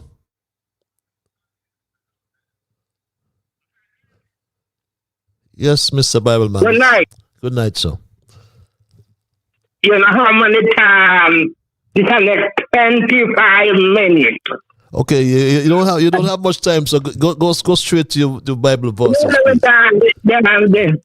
Only come calling to there, you know, that because what I have to say will take up some time. But I am going to discuss Psalm 41. It seems like you want me to really hit the PM tonight. No, we don't have Psalm 41 that's the road match. That's your road match. That's my road match. Yes. That's my road match. Yeah, Blessed. See that considers the poor, yes. Blessed is the man that considers the poor. Yes. In the time of trouble, the Lord shall deliver him. Okay. And the Lord says before God, rob not the poor. Okay. Because he is poor. Now oppress him in the gate. Mr. Patrick, I'm going to rob a team tonight. Who do one? Because when they hear, not listen, so they will travel chapter 22 and verse 22. Okay. Because a man poor, you're robbing him. Okay. Well, Patrick, I come from a poor family. Okay. I'm a senior citizen, and I've been a down, so I could see what's going down. And whatever the Bible is saying is coming to pass. Okay. That is good night. 25 minutes. See you. Okay. Thank you very much, Mr. Bibleman. Normally provides our spiritual contributions, biblical contributions. Mr. DJ Marisha reads this email. Your proficient program of August the 12th was quite impressive. Captivating and overwhelmed with dynamism, Mr. DJ, you are untouchable, highly respected and indomitable. You delivered a dynamic and comprehensive message that evening, which is, in my opinion, the very best of the best in the past. You challenged the journalists to ask the Prime Minister certain questions at his next round table, which reminds me of the phrase, who will bell the cat? For not one of these Mickey Mouse's so-called journalists has the courage, temerity, and fearlessness to pose that legitimate question to Drew. There goes the question again. Who will bell the cat? You gave Dwyer a good tongue lashing and exposed his unscrupulous, criminal and fraudulent corruptible actions with regard to the $50 million La Valley Golf Course. Yes, it was clear bubbleism. And the serious question is where the money disappeared and in whose pocket the bank account is lodged. DJ, that same fellow once conducted a Wednesday night program on Win FM with Richard Keynes and sometimes with Dr. C. Haley called the Operation Room. And the topic invariably was on corruption and corrupt practices in government, not knowing he was directly addressing himself.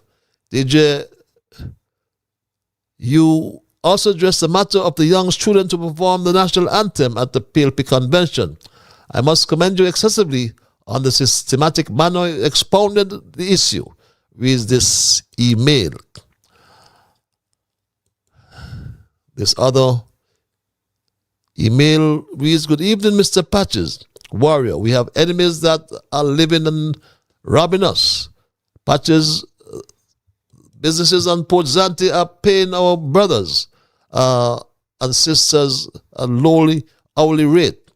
Not take out and match the social security money at the end of each day. They pay their workers in cash.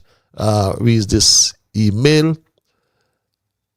Well. The Premier said last night to a division caller from Totolo that one of the reasons why he preferred working with Drew better than Harris, because Harris always believed Mark wanted to be Prime Minister, and that was furthest thing from the truth. Mark said he never had any desire to be Prime Minister. He said he preferred Drew because Nevis is benefiting better under Prime Minister Drew, and he and Drew have a friendly and cordial relationship.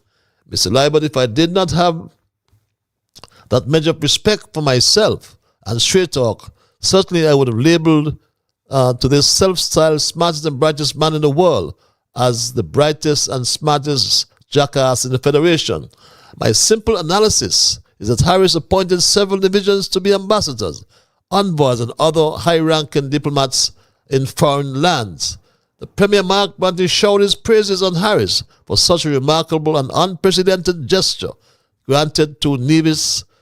Harris went further and provided Nevis a monthly budgetary support, culminating at $66 million annually. In addition to all of that, whenever the Premier fell short because of his bad spending skills, coupled with his senseless mismanagement of the division economy, the running back to Harris asked him for little bailout here and there. On one occasion, he got Harris so irritated with his constant begging and harassment with necessitated and prompted Harris to publicly chastise him and call him a bad spender, and had to point out to him that it is unreasonable and mindless of him to be asking for extra money for Nevis after the budget is passed, because under such circumstances, every additional dollar that has to be taken out of this juncture for Nevis is an extra dollar short for St. Kitts. Let us examine the end result in this equation. You removed all divisions who held diplomatic positions and replaced them with Kittitian supporters.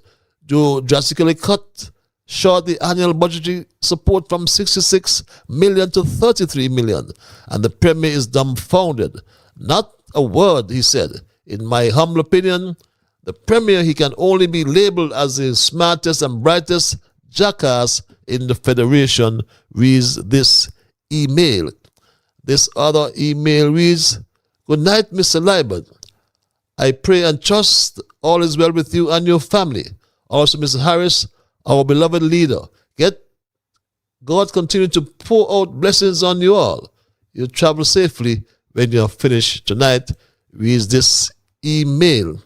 This other email reads, good night, Patches. Every election cycle, Mark Brantley comes up with something to sway the minds of divisions to get them to elect him again to the federal parliament. He broke up our good government in 2022 on the grounds of fair share. Today in 2026, we are yet to see the World Bank report on fair share. My belief is that the report indicated that Nevis was getting more than its fair share. So they are keeping the report under lock and key, because if that information gets out, it will make Timothy Harris look good and Mark and Drew be exposed for the liars they are. We are again approaching another election, and here comes Mark Brantley again to fool division with geothermal.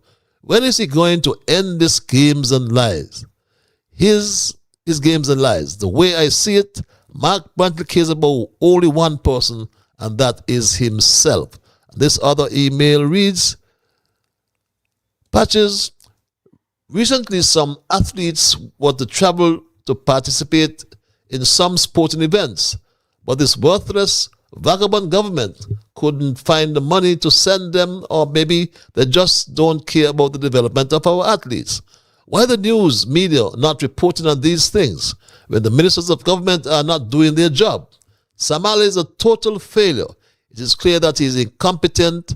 As a matter of fact, all the ministers in this government are a bunch of misfits. There are plenty of crap this government, headed by July, is doing, but we don't have any reporters or journalists to expose them. We have palace guards, reporters, and journalists. What a shame. What a shame, reads this email. Let's go back to the lines and thank this caller for holding. Caller, you live. Good evening.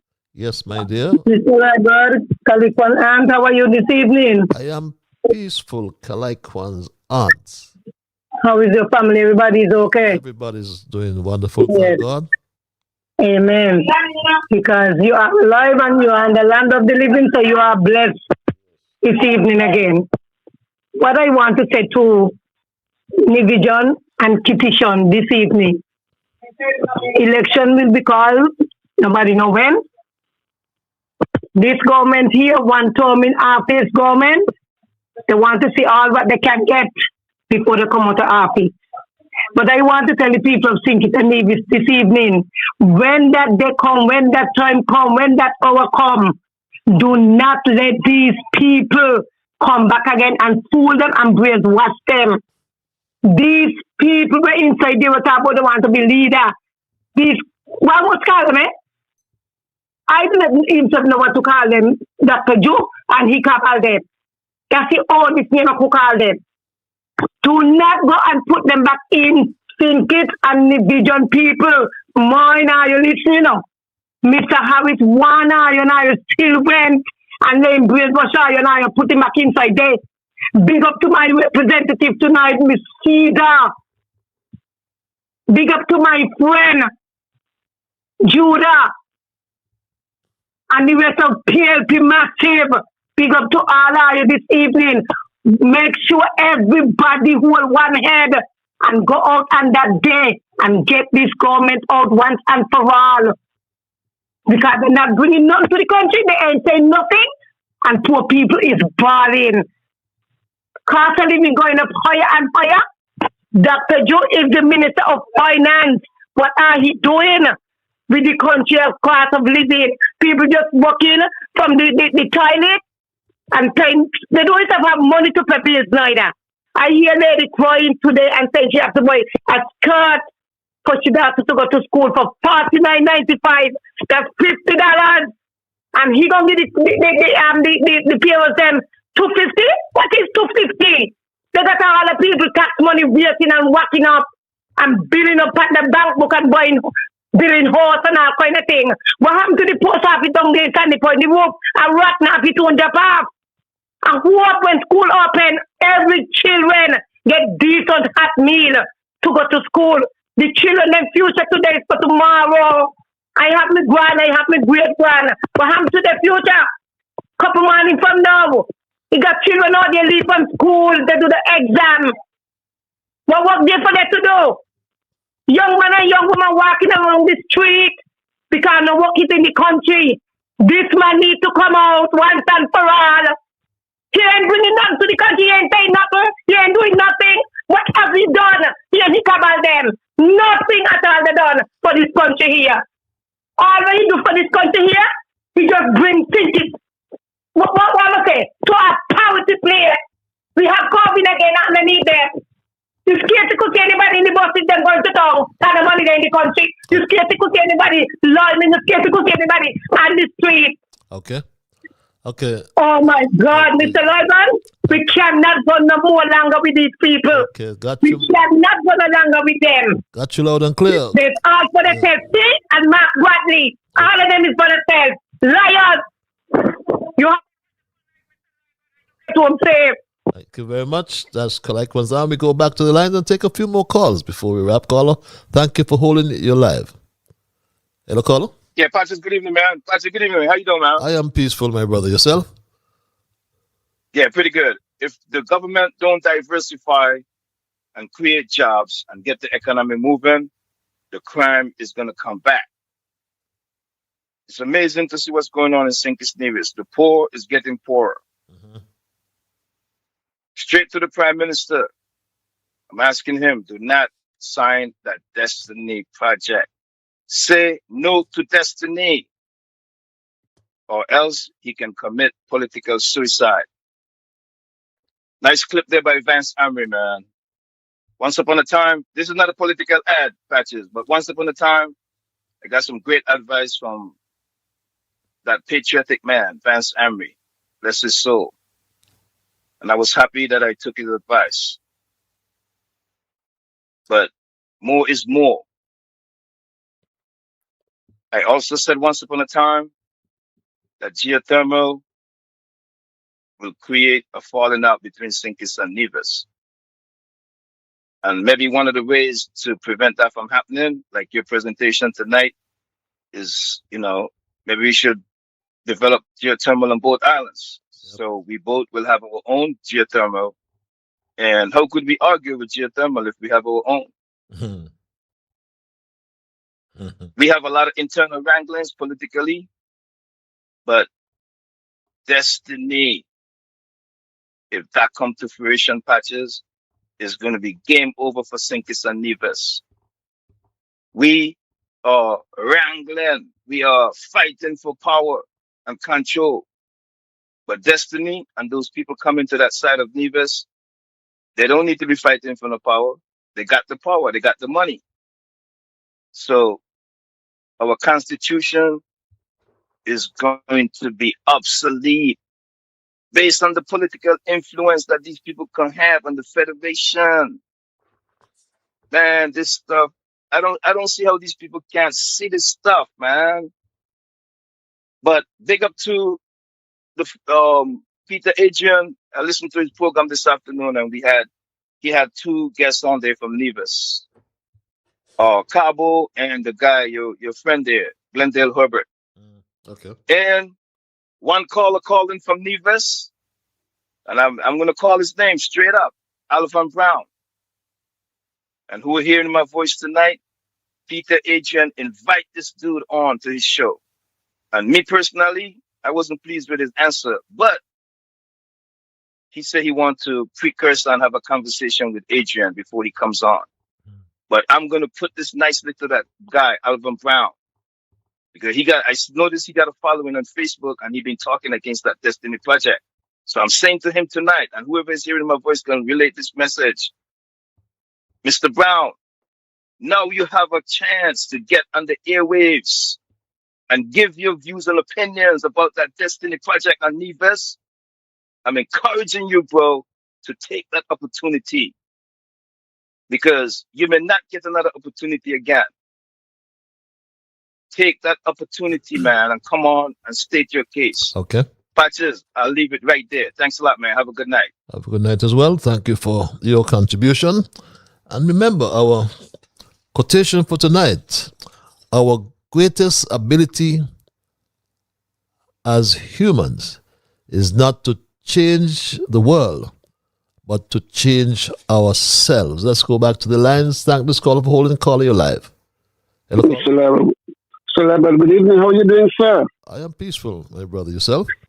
Yes, I want to take you back quickly to your earlier thesis or observation, because you would have played a couple of clips where the Premier of Nevis tried to discredit Timothy Harris as Prime Minister and even you as a minister of the community government.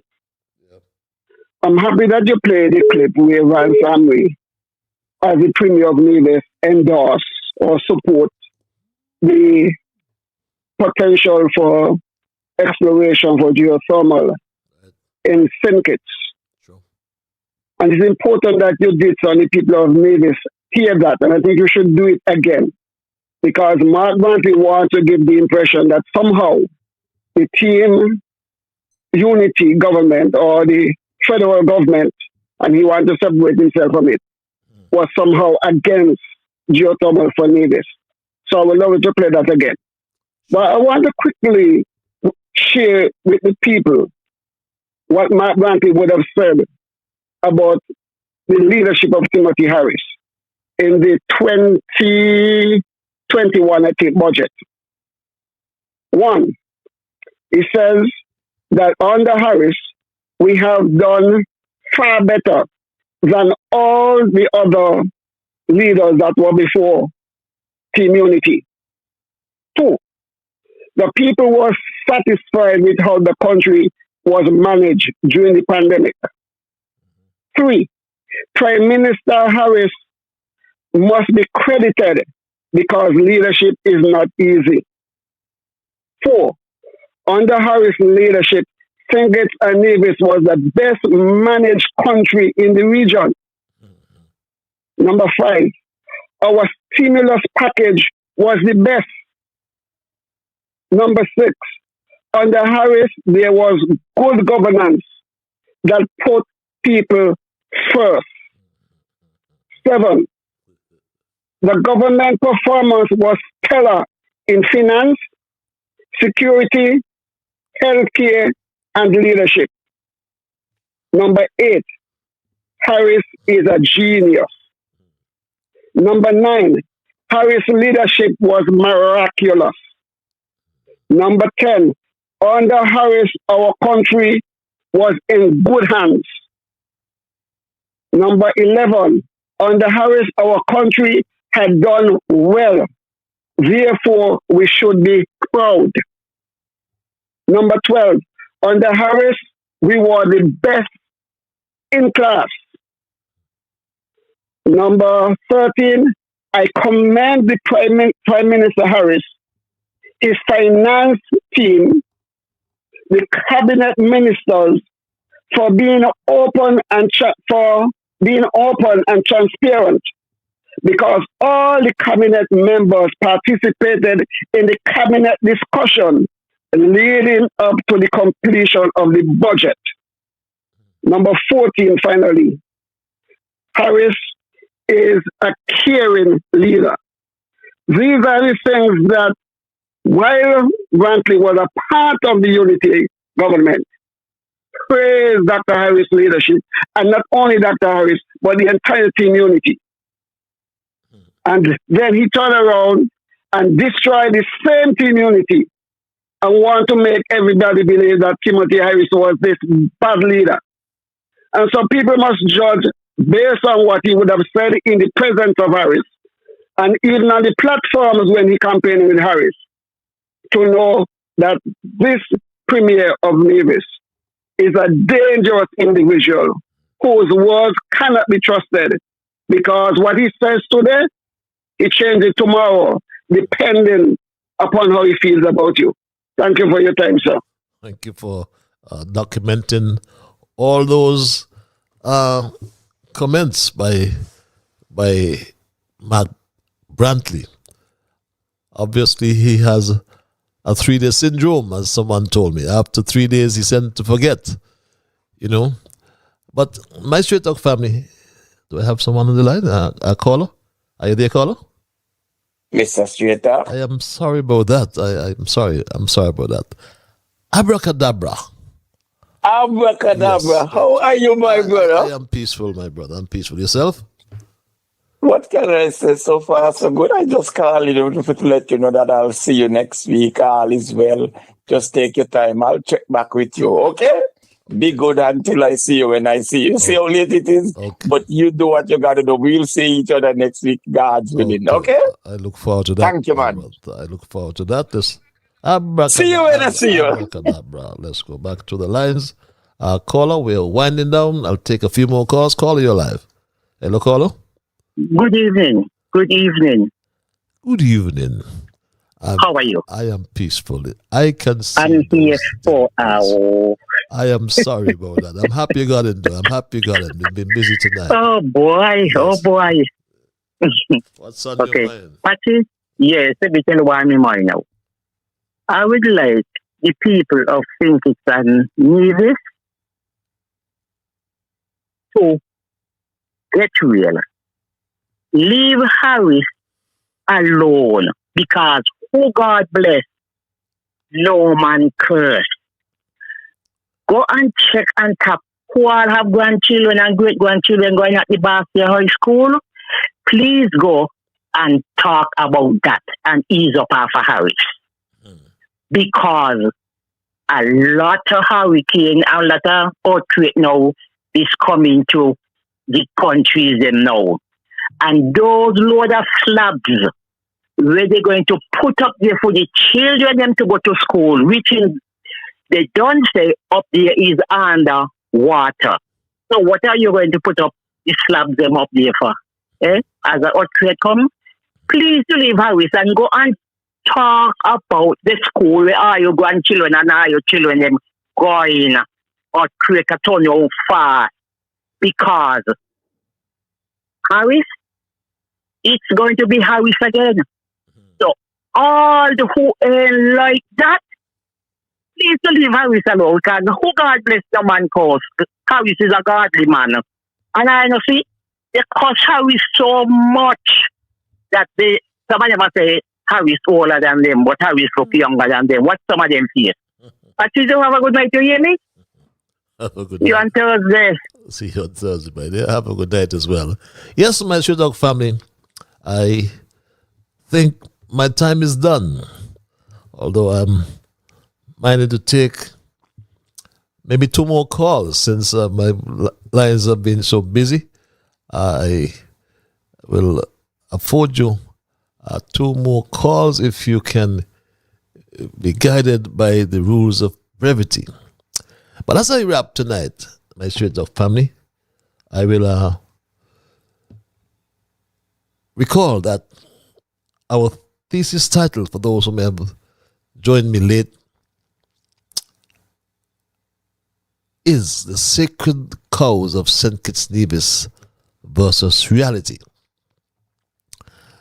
And when I spoke of the sacred cow, I was making reference to a government policy, a program, or belief that it is protected from criticism, questioning, or even budget cuts.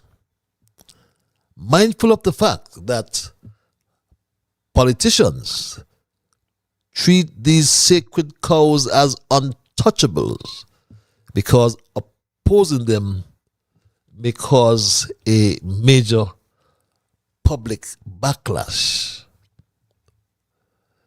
In politics, some of these policies, programs, or beliefs are deeply tied to voter emotions, financial survival, or cultural identity. But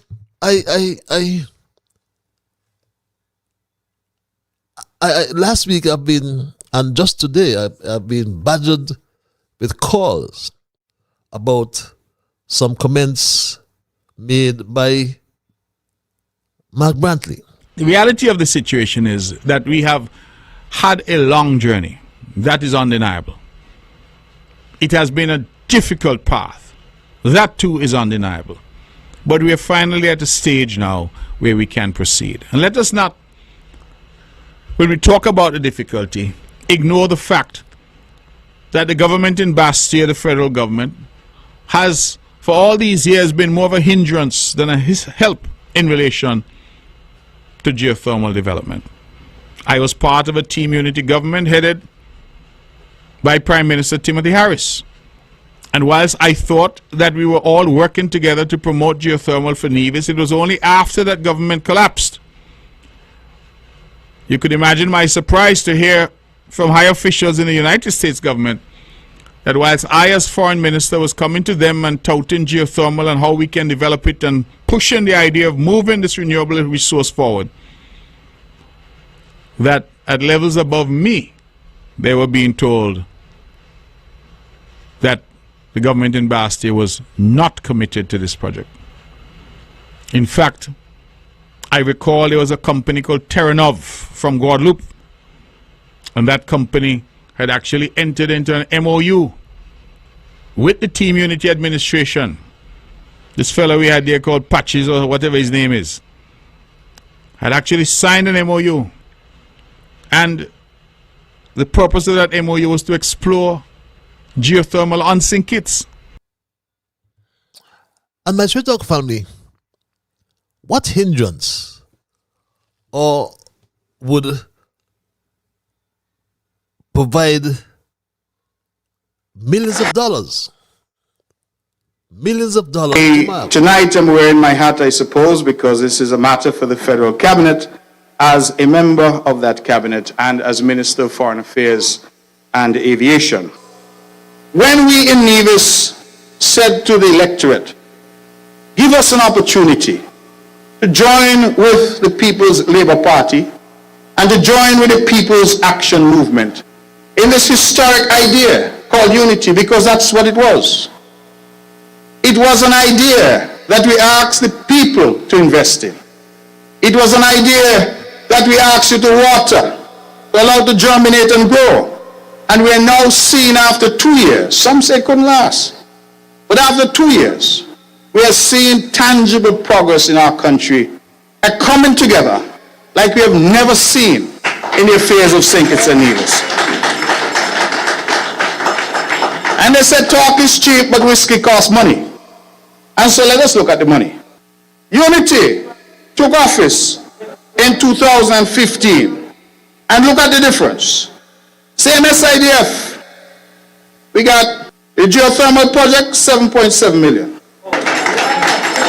I wonder what Mark Brantley did with that $7.7 million, since it was a hindrance. But what is wrong with signing an MOU? If the argument is that signing the MOU was wrong because Nevis also had geothermal potential, then that argument borders on absurdity. But then Premier Vance Winkworth Emery, may his soul rest in eternal peace, he put it right. Because Emery understood that geothermal development on both islands could be complementary to each other. My Straight Talk family.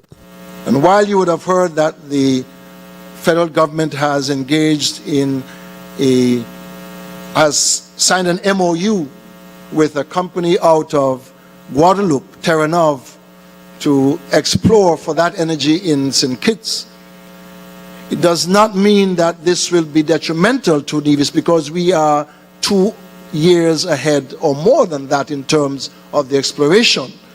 And what will happen in St. Kitts would be a complementary development, so that together we may be able to provide a larger resource to a larger demand marketplace. And this statement is so significant because Emery was the premier of Nevis at the time and had been a long-standing advocate for development of geothermal for Nevis. Take careful note, my Straight Dog family.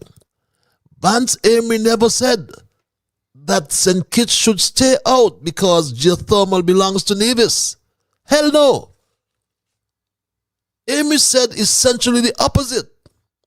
He said together we can provide a larger resource to a larger demand market source. That must be interpreted to mean that developing both resources could strengthen the Federation's overall energy position. And he said that to the president of the Caribbean Development Bank. I was there. And it is significant because Emery was the premier of Nevis at the time, I said. And obviously, he saw two geothermal resources as an opportunity to enlarge the energy capacity of the Federation.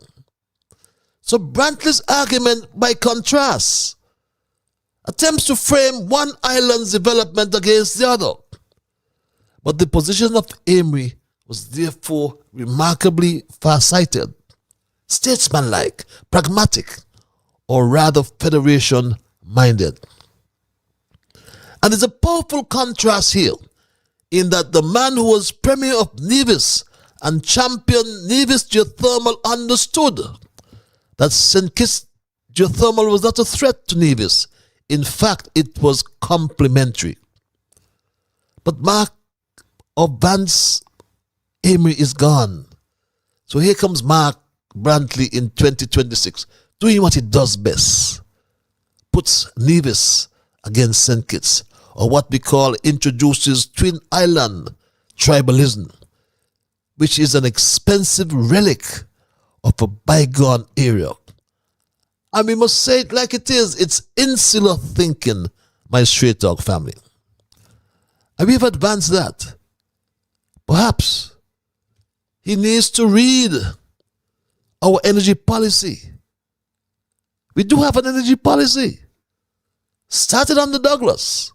It was published in 2011 and approved that year. So it has been roughly 15 years since St. Kitts Nevis adopted the national energy policy developed with support from the European Union.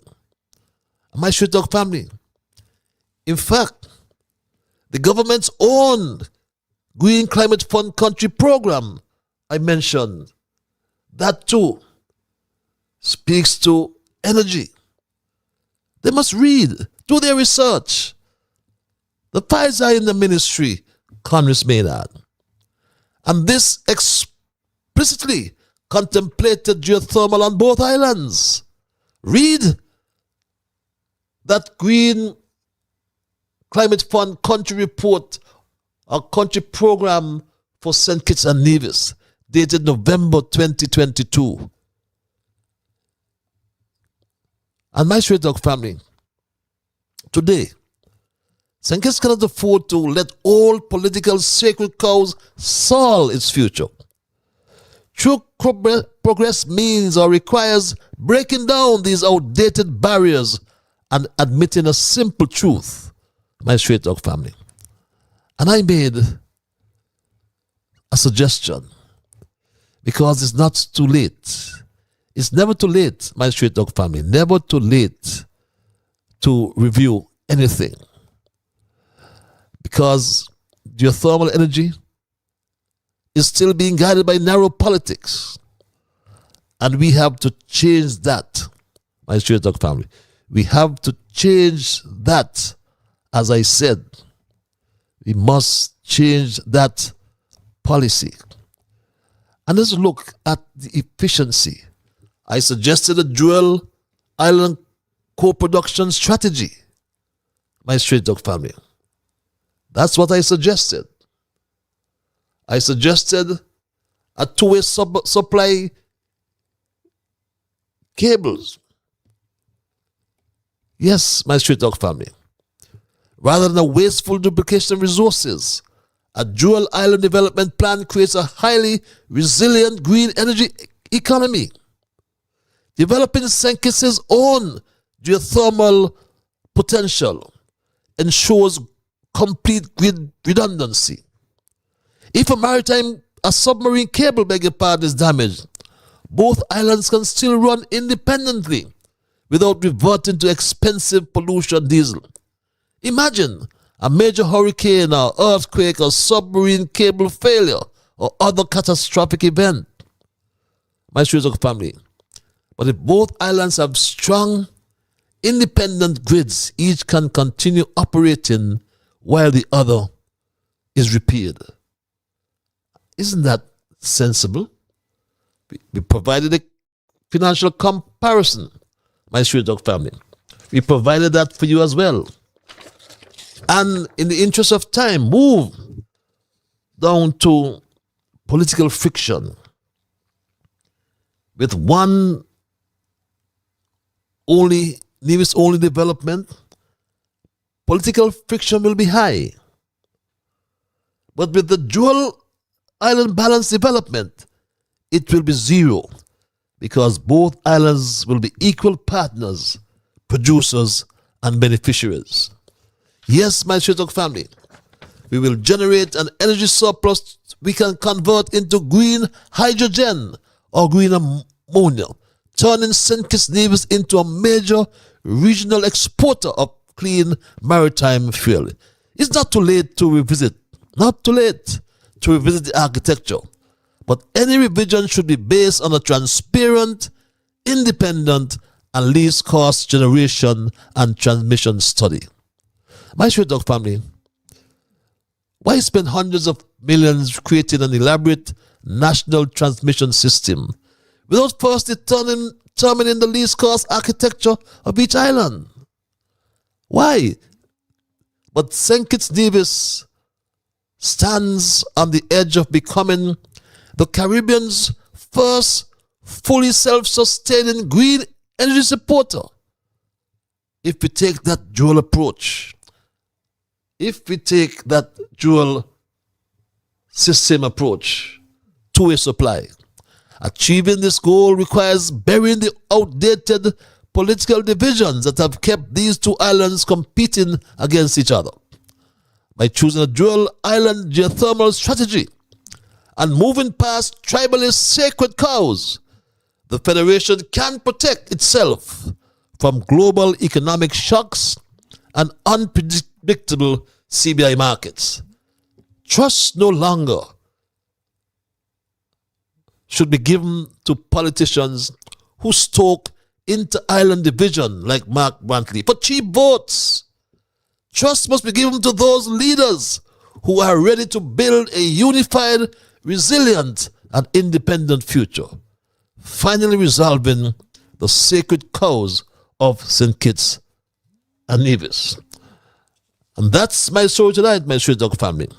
And I leave you with the quotation: our greatest ability as humans is not to change the world, but to change ourselves. And my Straight Talk family, I must thank Almighty God for guiding our conversation tonight, as always. I must thank you, the many viewers, those of you who just listened, those of you who sent emails, those of you who called. Remember, you are the ones who make Straight Talk, and for that reason, I say a big thank you.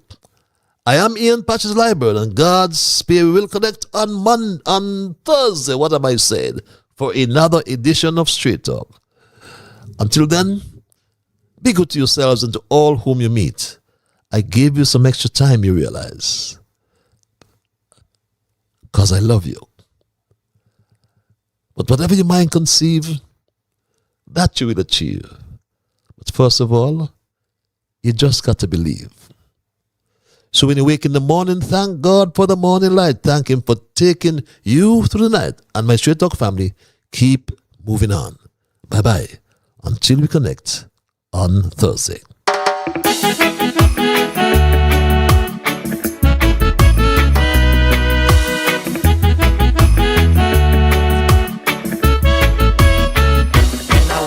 The morning, I thank God for the morning light.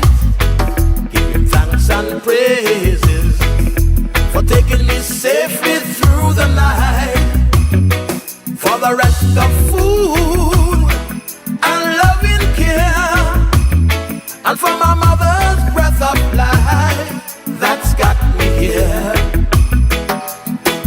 So whatever my mind conceives that I will achieve, you better believe, because I do the things I should, be to my brethren kind and good, the best I could.